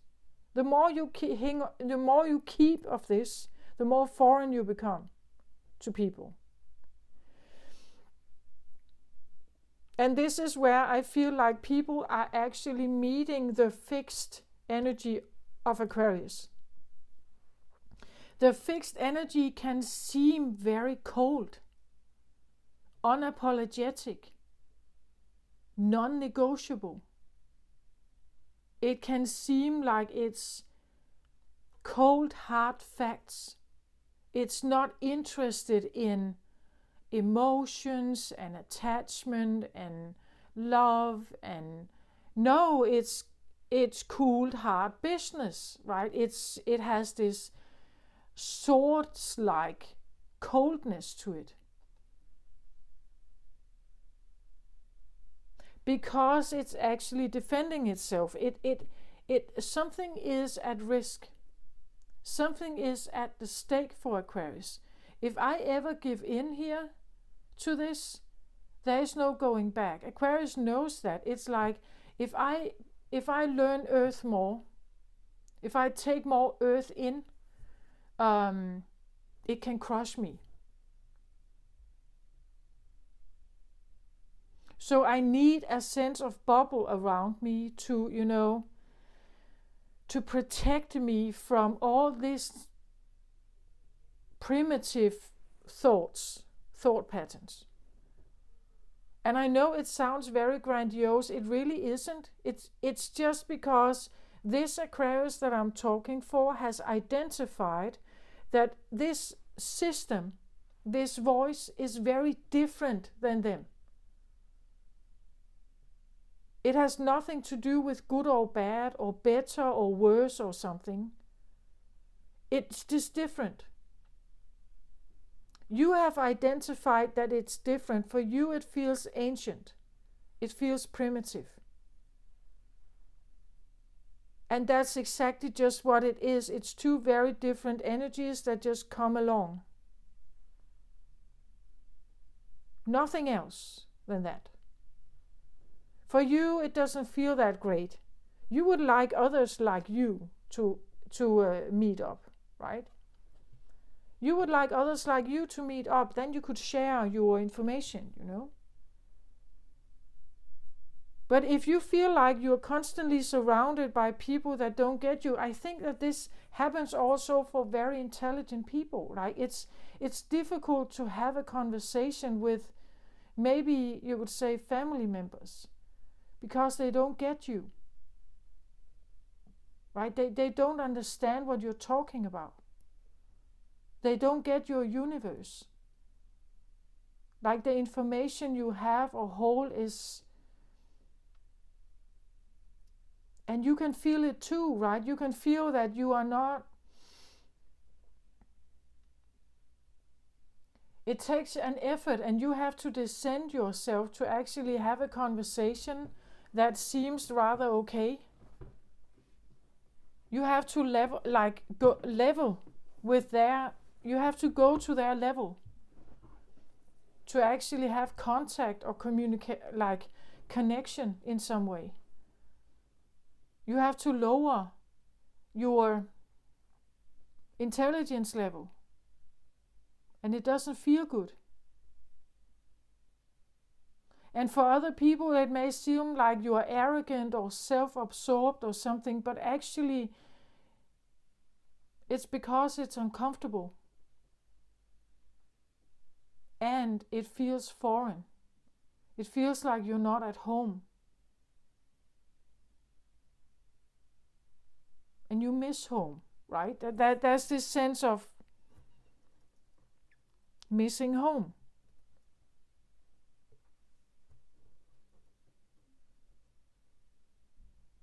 But this is what I'm dealing with, right? I'm here, I'm incarnated here, so I'm dealing with conversation that is not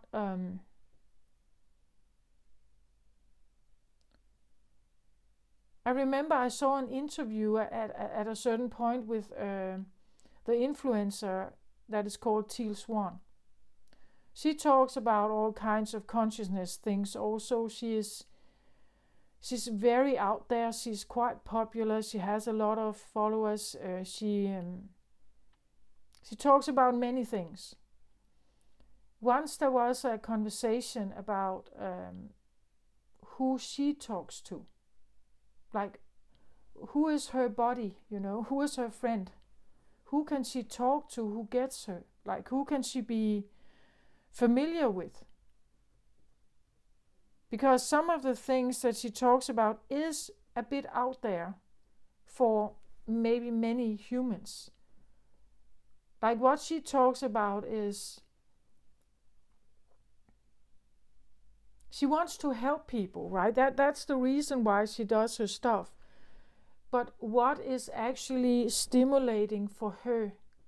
Like, what conversation partner gets her?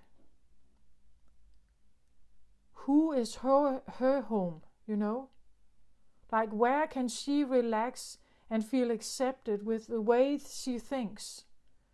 And I think this goes for Einstein. It goes for many people who have an intelligence level or a high IQ or something. You can feel that you are surrounded with people who don't get you.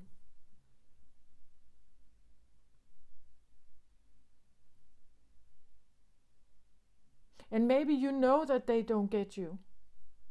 And you're not blaming them, right? You can just look at it. You can look at them and you can identify, oh, they don't get me. They don't get it. Like, they don't understand. They don't take my truth for face value. They don't believe me.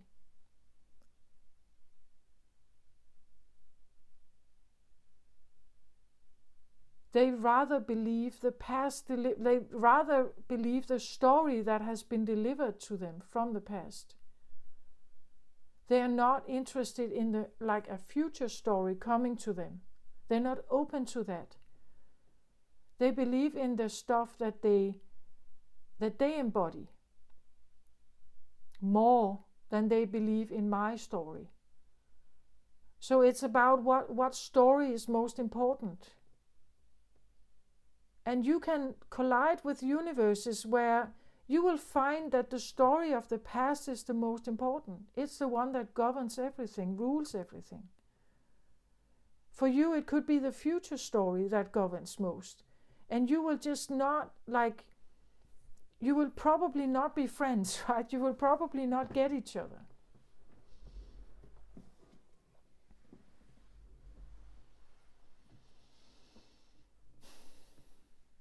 Yeah, that's what I feel like. Someone is experiencing has this experience.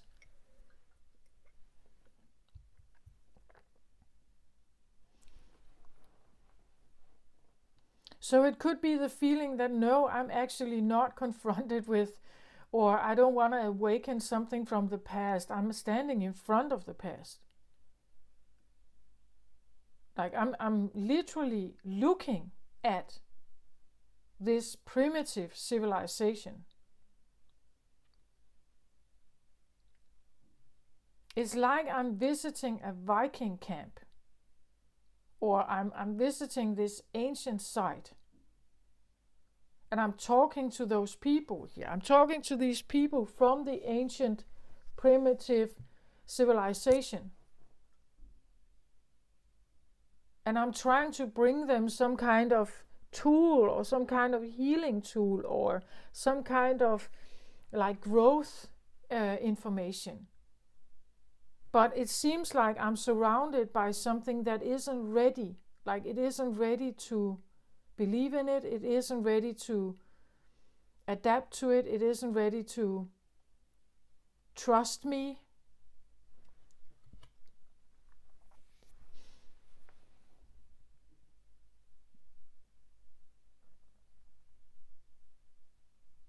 Because it's not ready to. Like it's not ready.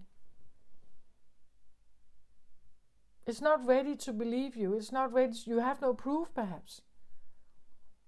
How do you prove your story or your things here to a civilization that is highly that highly corresponds with the past, not with the future, but it corresponds primarily with the past?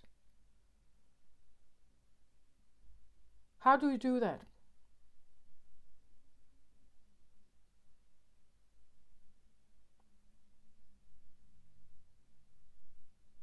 Why should people trust you? Proof is a very human thing. Like humans like proof. Proof is the thing that gets us convinced about something. If there is no proof, we are normally not convinced. We lean upon our knowledge from the past.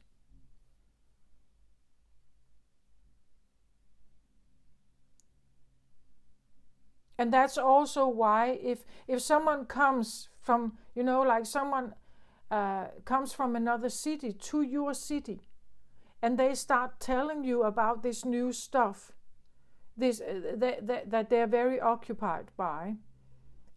But if you can't, like if it's not something that you feel like you want to be part of, it's not something you align with, it's not something you feel, you don't trust it necessarily, you probably don't go there. You probably don't take it. You probably don't want it. You probably don't. You're still listening to the. Again, because if an animal loses its memory, if an animal has amnesia, it will die. Because it will overlook the dangers that it would normally have remembered. It would be clueless, right? That's actually what it's like. It's like clueless. It would be clueless about life here on earth. With the narrative that's here, it would be clueless. It wouldn't be sufficiently informed. It would run right into the traps. It wouldn't avoid the bullets. It wouldn't know how to. Maybe, Aquarius, you can come across as clueless sometimes. It's like, yeah, but you don't know anything about how to navigate this world. And Aquarius would say, no, but I don't need to. Because this world is actually not mine. It's yours. In my world, other rules apply. In my world, there are different vibrations. There's a different level of vibration. In my world, I don't live by the same rules as you.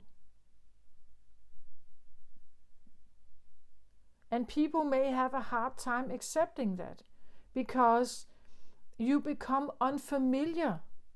If you don't think the same thing as me, you are unfamiliar. You are a strange child.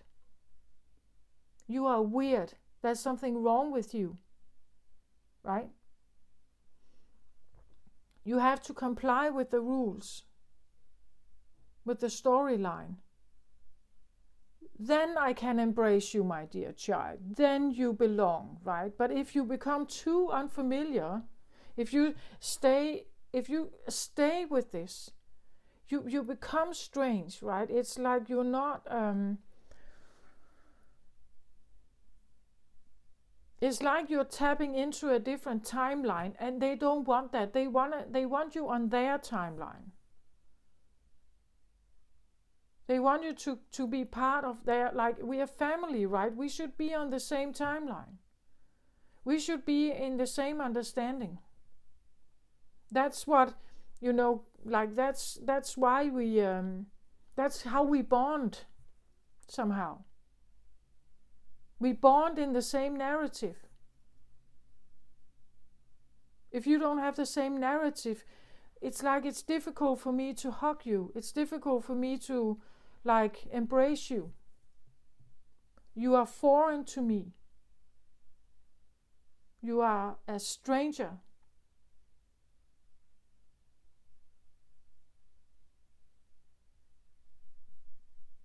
And I can't love you, right, if you are strange to me, estranged or strange to me, or foreign or weird, then I can't love you.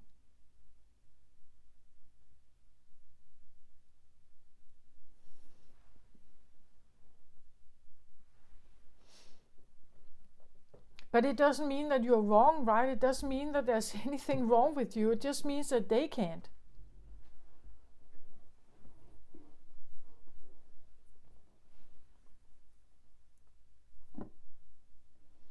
Okay, what else here? Can I get another card on the star here?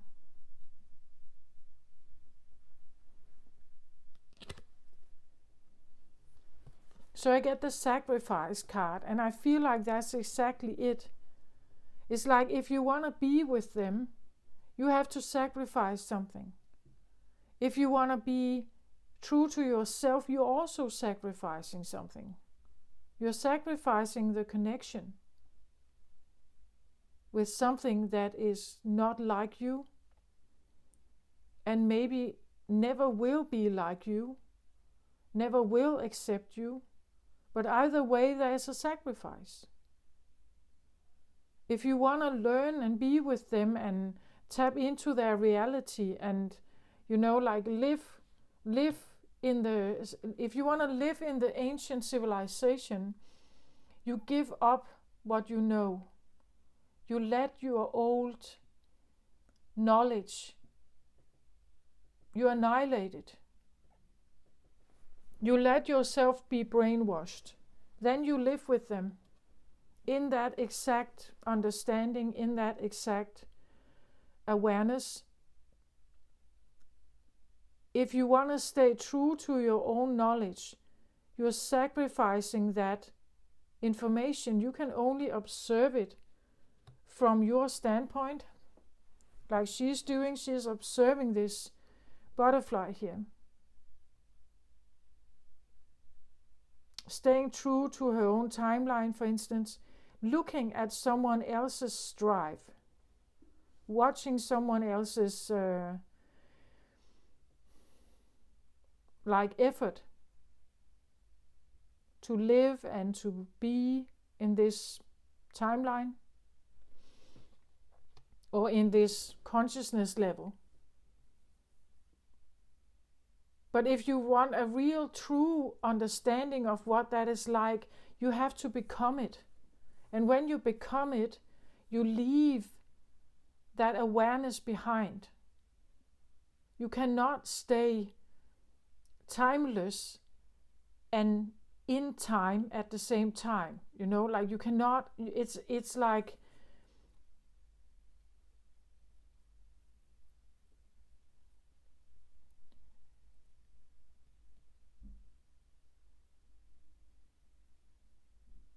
You can have two identities at the same time and live them both. One will be more dominant than the other. One is false and one is true. Or one is more false and one is more true. And I think someone is becoming more and more aware of what is the truth for them here.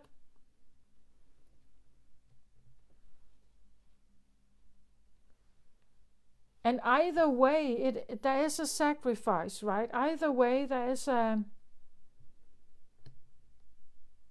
even an understanding that maybe your closest people around you, your family, they are utter strangers to you.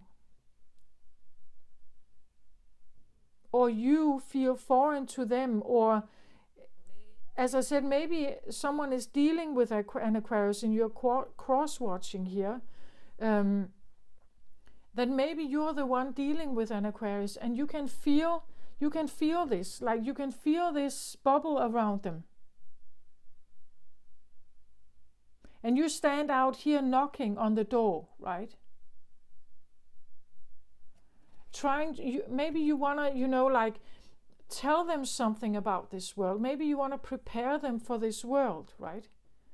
Let's say you have an Aquarius child and you want to prepare them for the world here, because you know the narrative and you know what it takes to be here, living in the linear time. But they may not want to join that, right? They may not want to be part of it.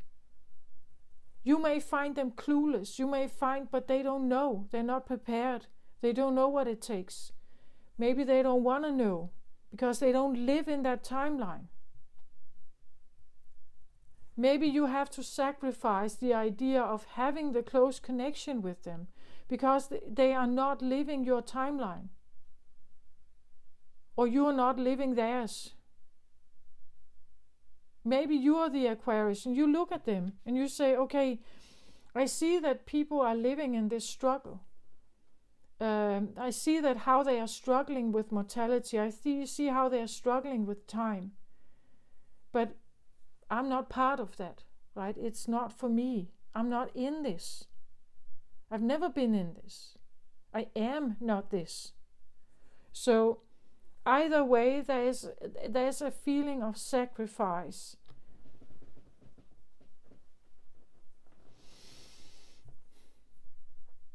Like if you stay true to yourself, there's a sacrifice. If you want to stay true to the experience, there's a sacrifice. If you want to stay true or codependent with people, there's a sacrifice. So again, are you the Aquarius or are you dealing with an Aquarius? Right? That maybe there's a feeling of both, right? That you are, again, because Aquarius usually gets it. Like they understand the people around them. They rarely judge it. Like they rarely say anything. If they are standing in front of someone who is like who don't get, like they don't get their way of thinking, they rarely say anything. Like they rarely would judge that person. Then just recognizing it. Oh, I stand in front of another universe that is not similar to mine. Okay, I get it. They don't want to bust in. They don't want to, persuade. They don't want to, they don't want to do that. They just want to stay independent and true to their own here. That's your roots here. It's like with integrity or boundaries, this is my universe and you have yours. Okay, fine. But sometimes this other universe is not fine with this. Like they want to persuade the other to join, right? And I just feel like here there is this feeling, no, I'm not joining the club. I stay in my own neutral space here. I'm not prepared to, and that could also be the sacrifice. Again, it's like there's this bubble around them here. It's like I'm staying true to my own awareness. I'm staying true to that. And it may not be what other people like. I don't want to judge that. I just stay here. Like I'm just neutral. I stay in my lane here. And you can be out here. That's fine. But I stay here. I stay true to my rituals. I stay true to my understanding. I stay true to my principles. But others may not like that, right? They want to like come and join us, right? This is good over here. But you may want to stay true to yourself. It may mean that you want to give up something here and just let it fly.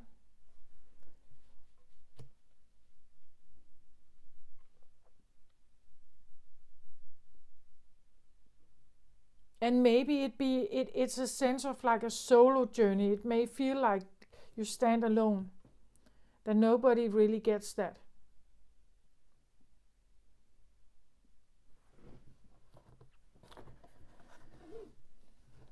Can I have another card on the star here?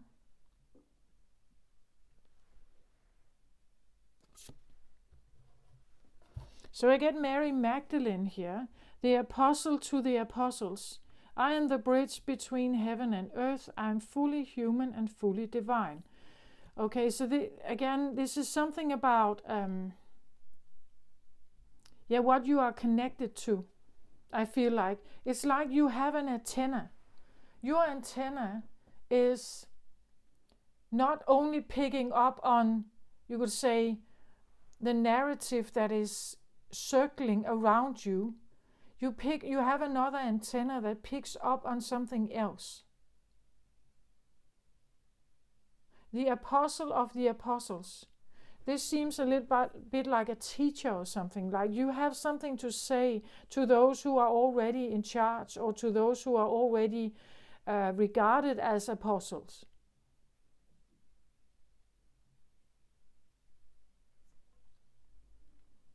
Acting like a bridge. Again, I get this feeling it's like you have some kind of knowledge. She holds this egg here. Or if we see it like this here, this one is holding a butterfly, this one is holding an egg. It's like, if something wants to come in and influence some, again, I see it's like this one is looking at humanity like this primitive egg of potential. So this is you, Aquarius. You're looking at humanity like this egg that is developing, right?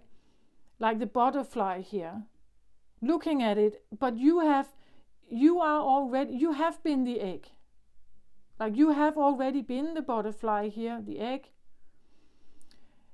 You are now this. You have developed into this. You have all this awareness, and you come in trying to tell or talk or influence or help here, right? But there could be this feeling that you're too big, that the information you have is too far away from where the current state is. It's not aligned with the energy. Again, I feel like, let's say, another example here could be something like, let's say that you are a recovered alcoholic and you want to walk into the streets and find other alcoholics, and you are going to tell them to stop drinking and become monks in a monastery because this is what has helped you, or this is the right way to live, or this is the only way to live.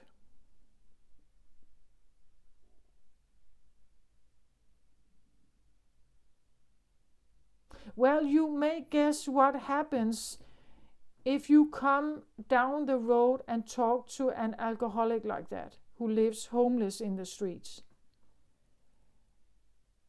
Like, they may look at you like you're a crazy person. What gives you the right even to interfere in their lives? What gives you the right to ask them to give up their past? Because the past is usually the reason why they drink.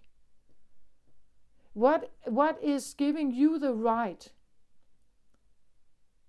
to intervene or like force yourself into their life and tell them what they must do? Because if so, they must give up their past. As I said, the past is probably the reason why they drink. They've lost something. They have not been appreciated. They have lost a loved one. They're grieving. They are in pain in some way. To give up the past means that there is no past to grieve over or to be painful, to be connected with.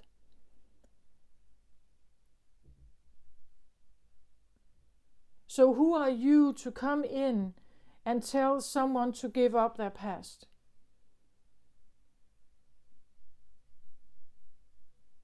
Even though it could help them, like it could literally help them out of maybe homelessness, or maybe it could help them out of despair. It could help them out of, it could actually even get them to a point of feeling happy in life again. But if you don't come in correctly here, if you are not, let's say, accepting their current truth, you can't help them. You will just come in as like an invasive, boundary breaking person that seems like they know everything, but they have no idea or no respect even for the truth of who is in the street. So if we come in with like too much force or too much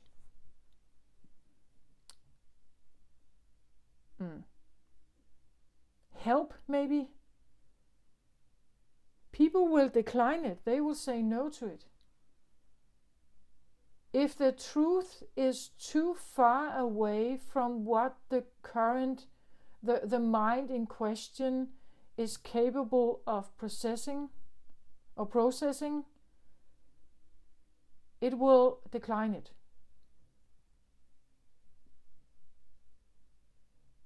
It doesn't mean that you should give up on it, right? It doesn't mean that you should give up on your truth. It just means that if you want to help people, if that's your quest, that you want to help people, you will not help them if you are weird. You will not help them if you are too invasive or too direct or sharp or honest, because they don't get it.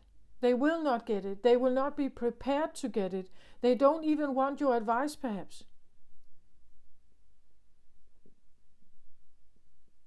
And it may not collide, or it may not fit their current universe state. Like the state of that universe is not prepared to listen. It doesn't want to listen. It doesn't like the advice. It's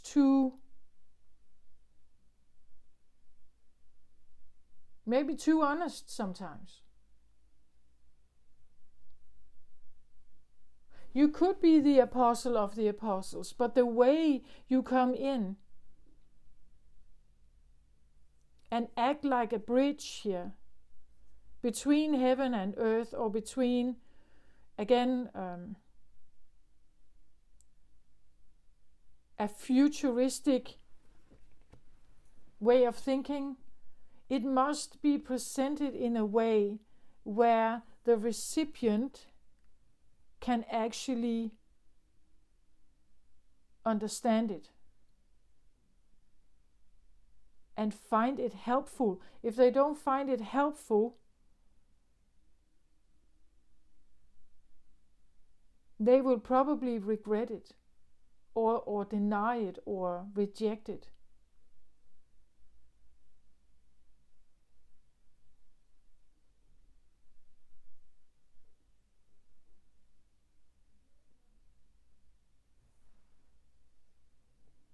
So again, people can have the best intentions when they make interventions in other people's lives. But if that intervention is not very carefully planned, this person that you want to connect with or have an impact on or help, well, they may go along for a while, but eventually they will leave again, because it was never really appropriately designed for them.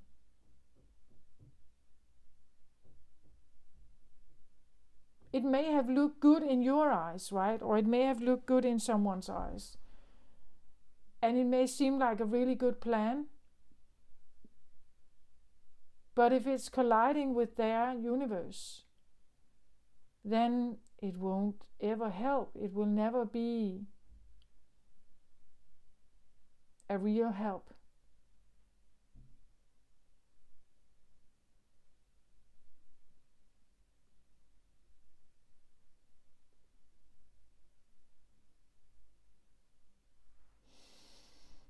Yeah.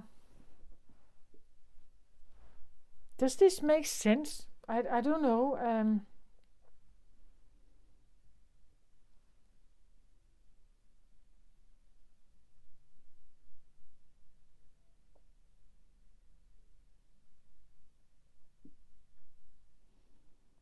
It's interesting. Now I wanted another card of the Queen of Gabriel here.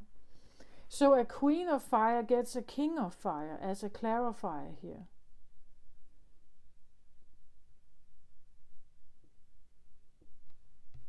But a King of Fire with heart here and passion, right? Maybe you are dealing with someone here who is, but it's in the root position. So I feel like you have roots of this independency. You have roots of being very brilliant and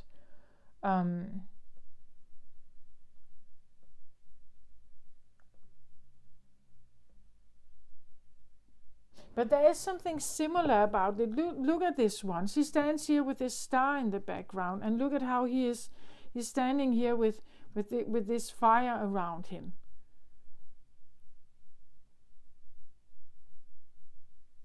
And how wise he is, and old and wise here.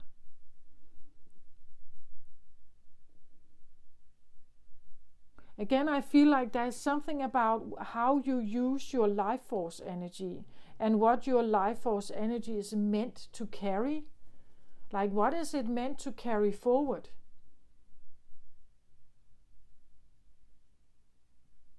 But because I really think that Aquarius is not supposed to blend in with the mainstream.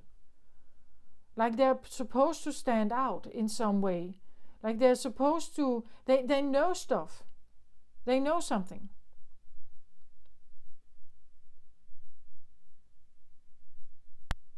They know something from what we would say the future. They have some kind of knowledge.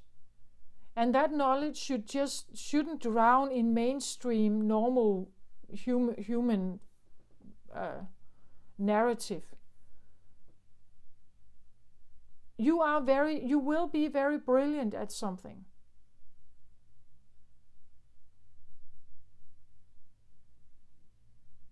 And the more of an independent thinker you can be, the better it is, I think.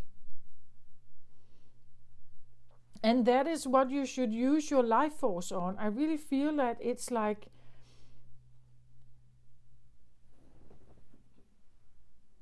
your life force, your voice, your truth, the things you know, is not supposed to be owned by anything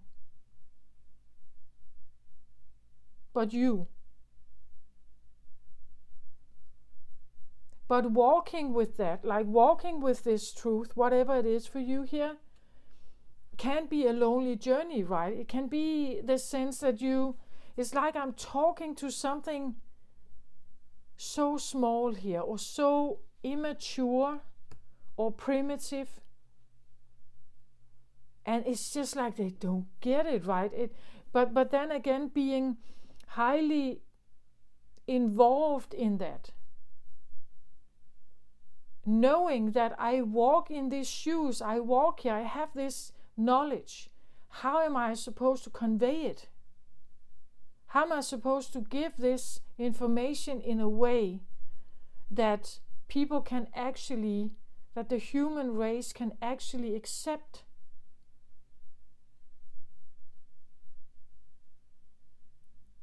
I'm not here to talk down to people. I'm not here as an arrogant, selfish fool. I'm here to bring something. How am I supposed to do this without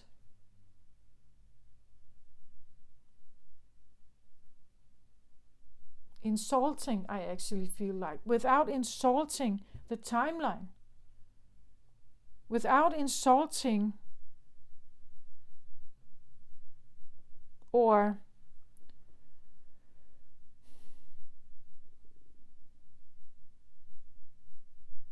I get the feeling it's like you want to tap through something, you want to reach in and somehow tell people something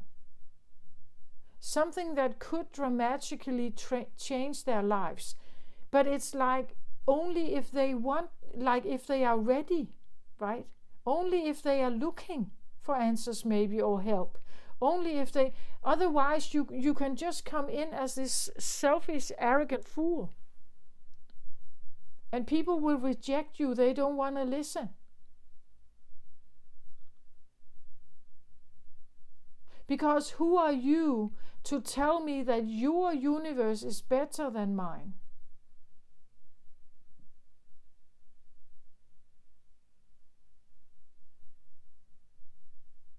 And there could be something about that. There could be something about respecting, right? That respecting each other's universe. Respecting universes that primarily are driven by past experiences. That if you want to have an influence here, we must accept the fact that they are driven by past experiences. And maybe they don't want to give that up. And this is one of the things that I feel is happening with the shift.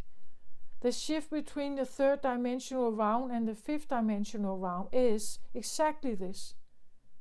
Some people they stay in the past. They will stay in the third dimension. And they will live from this perspective. And they will keep telling these stories. I, though, believe that you jump on the fifth dimensional train, you will be on that one. And it may mean that you need to sever ties, or it may mean that you are different, you identify as different than them. And you may see how they just struggle in here. But it's a choice for everyone, whether they open up to the new and they leave the past behind, or they actually trust the new, trust the now moment, and move forward. Maybe you will leave people behind. because they're not willing to follow. They will not trust it. They stay in the past. They stay behind. There will be people that stay behind. And you can do nothing about that.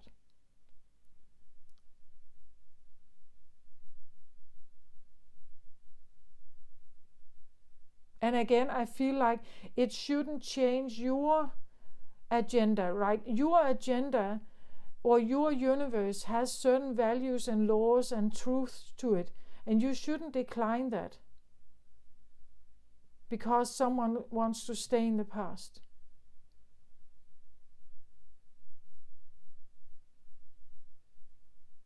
But yes, it may not feel right. It may feel awful. It may feel sad.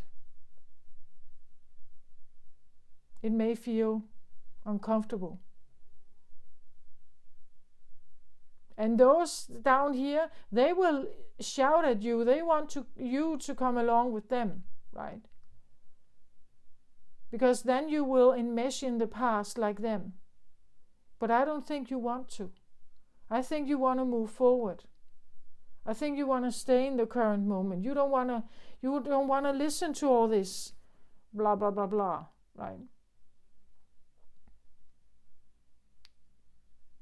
So it could be the feeling that you're standing in a situation where you're leaving someone behind. Or you are accepting that you're leaving people behind, some people behind, because it's their choice. They have free will. Some will come along and be on this train, this different train, and some won't. They stay where they are. And it's not up to you necessarily to get them on board or get on board your train, as it is not up to them to get you on board on their train.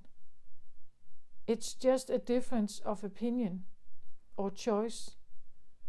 And there's nothing wrong with that, but it may feel uncomfortable. It may feel like a cut of chains or a cut of ties. It may feel like you are,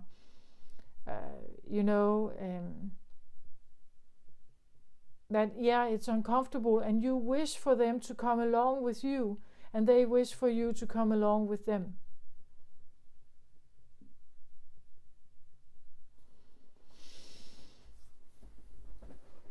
But if you want to stay in your integrity and in your independence, if you want to be the person you are, if you want to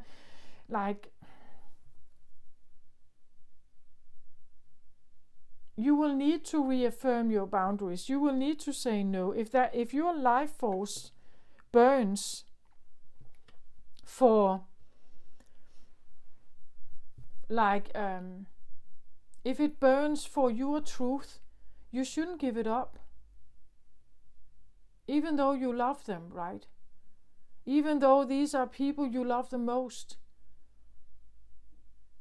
You shouldn't give up on your own journey. You shouldn't give up on your own integrity, on your own values, on your universe. Your universe should never implode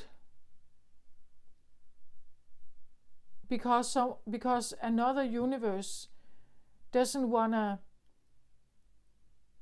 you could say, agree with you or follow or whatever.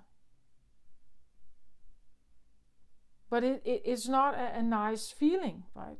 And it probably, as I said, it can make you feel that you stand alone. But what you are doing also is that you are embracing another truth in you, right? You are embracing something else in you that is more.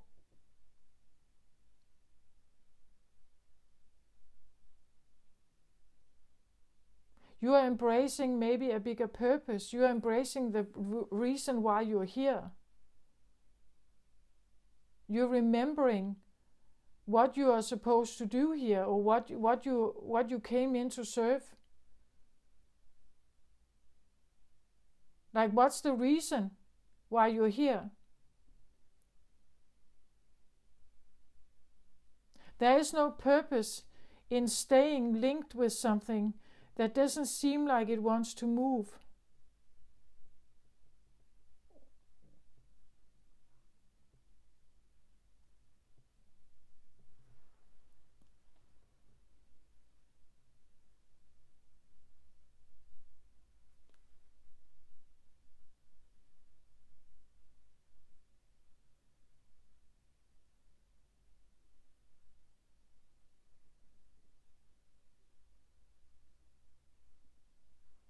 So another card on the Time Master here, I get the Six of Fire. So I talk about the now moment. I talk about not thinking about the past necessarily so much, staying in the now moment, moving towards the future, holding beautiful energies in the now moment can help you increase the possibility of having beautiful moments in the future. The Six of Fire is a success card. It's a victory card. It's a victory over something. A victory over maybe the past narrative. Because you have somehow managed to keep yourself more in the now moment and not so much in the past. And that is now helping you to fly over. Again, it's like this is a ship that is lifted up by a balloon here. So you can kind of fly over the dusty, you can fly over the dust, you could say. Or you can fly over the past. It helps you remove yourself from something toxic or dark perhaps, and fly towards new times here. And that could feel like a success.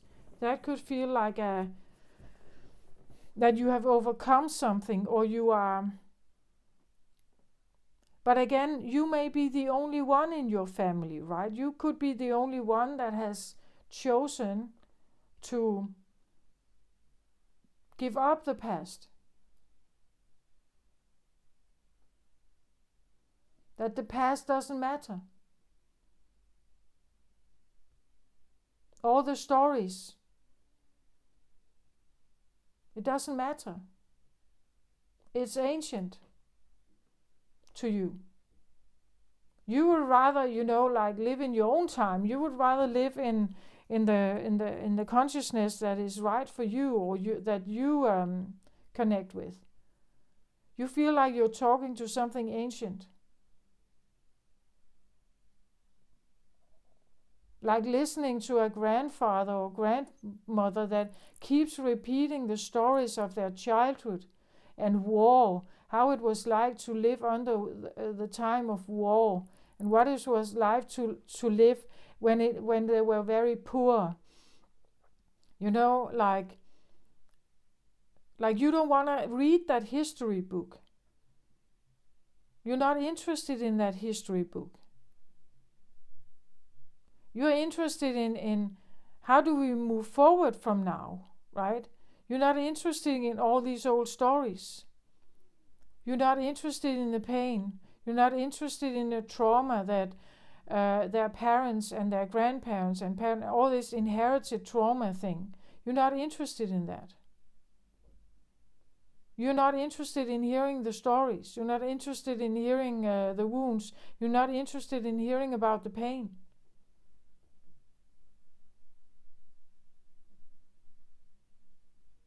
You're interested in, okay, this is the current state. Okay, let's move forward from that. You don't want to hear their life story. You don't want to hear their pain. You don't want to hear that.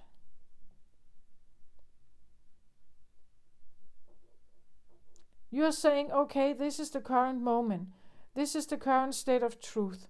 Okay, let's move forward from now. And one of the ways of doing that is the now moment.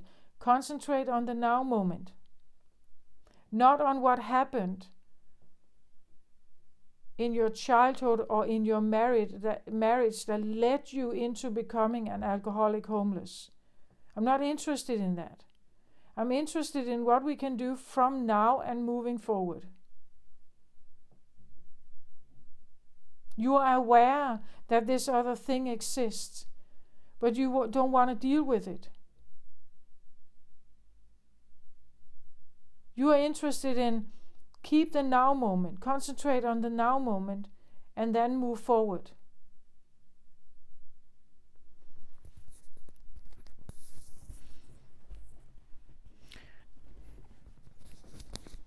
Yeah, this is what I have, Aquarius.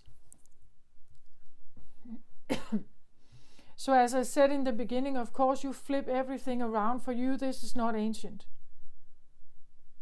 Or well, you're tapping into an ancient method, but this is it's old school for you. This is way back. Your awareness, your consciousness level, and your your values, your light, you could say, the planet or the time you come from, or the consciousness understanding you come from, is very different than humanity lives right now. What you're trying to teach, or what you're trying to bring forth right now to humanity or those around you, it's ancient, it's old. For you, it's old. For humanity, it may be revolutionary, or it's a new way of thinking. This has never been done before. This is not how we think here on earth.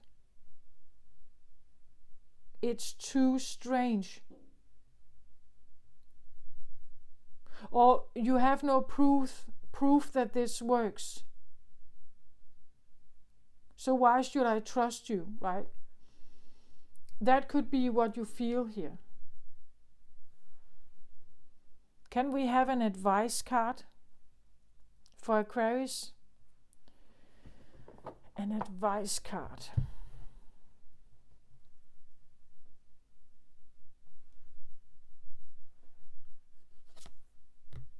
So I get the Knight of Cups. The Knight of Cups is, well, the Knight has usually a code. The Knight always operates according to a code. And here I want to say it's a kindness code, because it's a Knight of Cups. He brings cups forward. He brings love. He brings compassion and understanding and consideration. So he would be a knight that is, which is working according to a code of love and kindness and understanding and compassion. That is the code. Be a Knight of Cups. That would be the advice.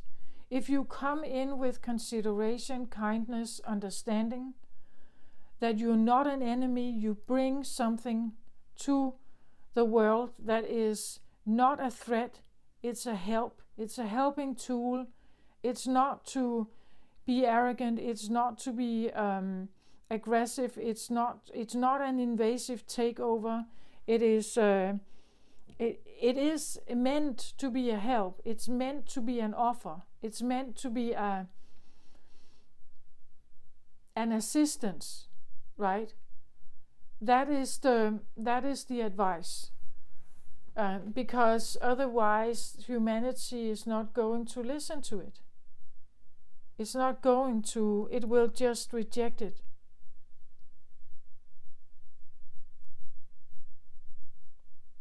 It's fine that you're loyal to it and devoted to it. The Knight is devoted, loyal to the code, to the honor of something here.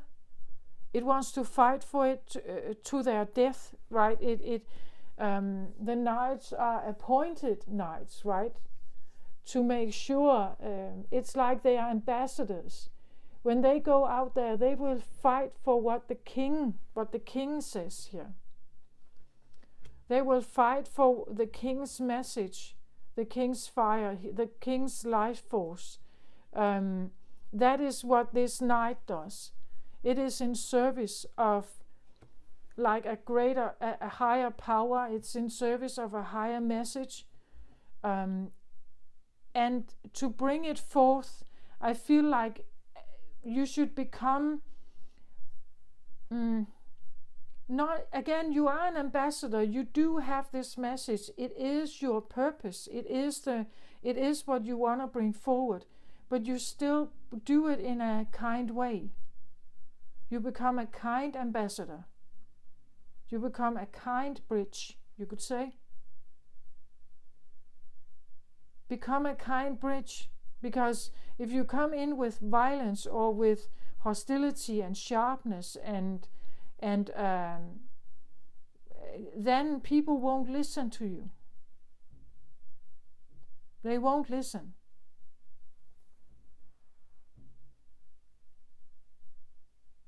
Or they could reject you. And if they do, again, well, some people will stay in the third dimension, and some people won't. Like, they move towards the fifth dimension energy, which is more love-based, light-based, and some will stay behind because they can't move. Like, they are absorbed in the past. They are absorbed in the narrative. They will not be able to follow. They will not be able to come along. They will not be able to trust. And that is the choice. It's a life choice of that soul to be one of those who stay behind.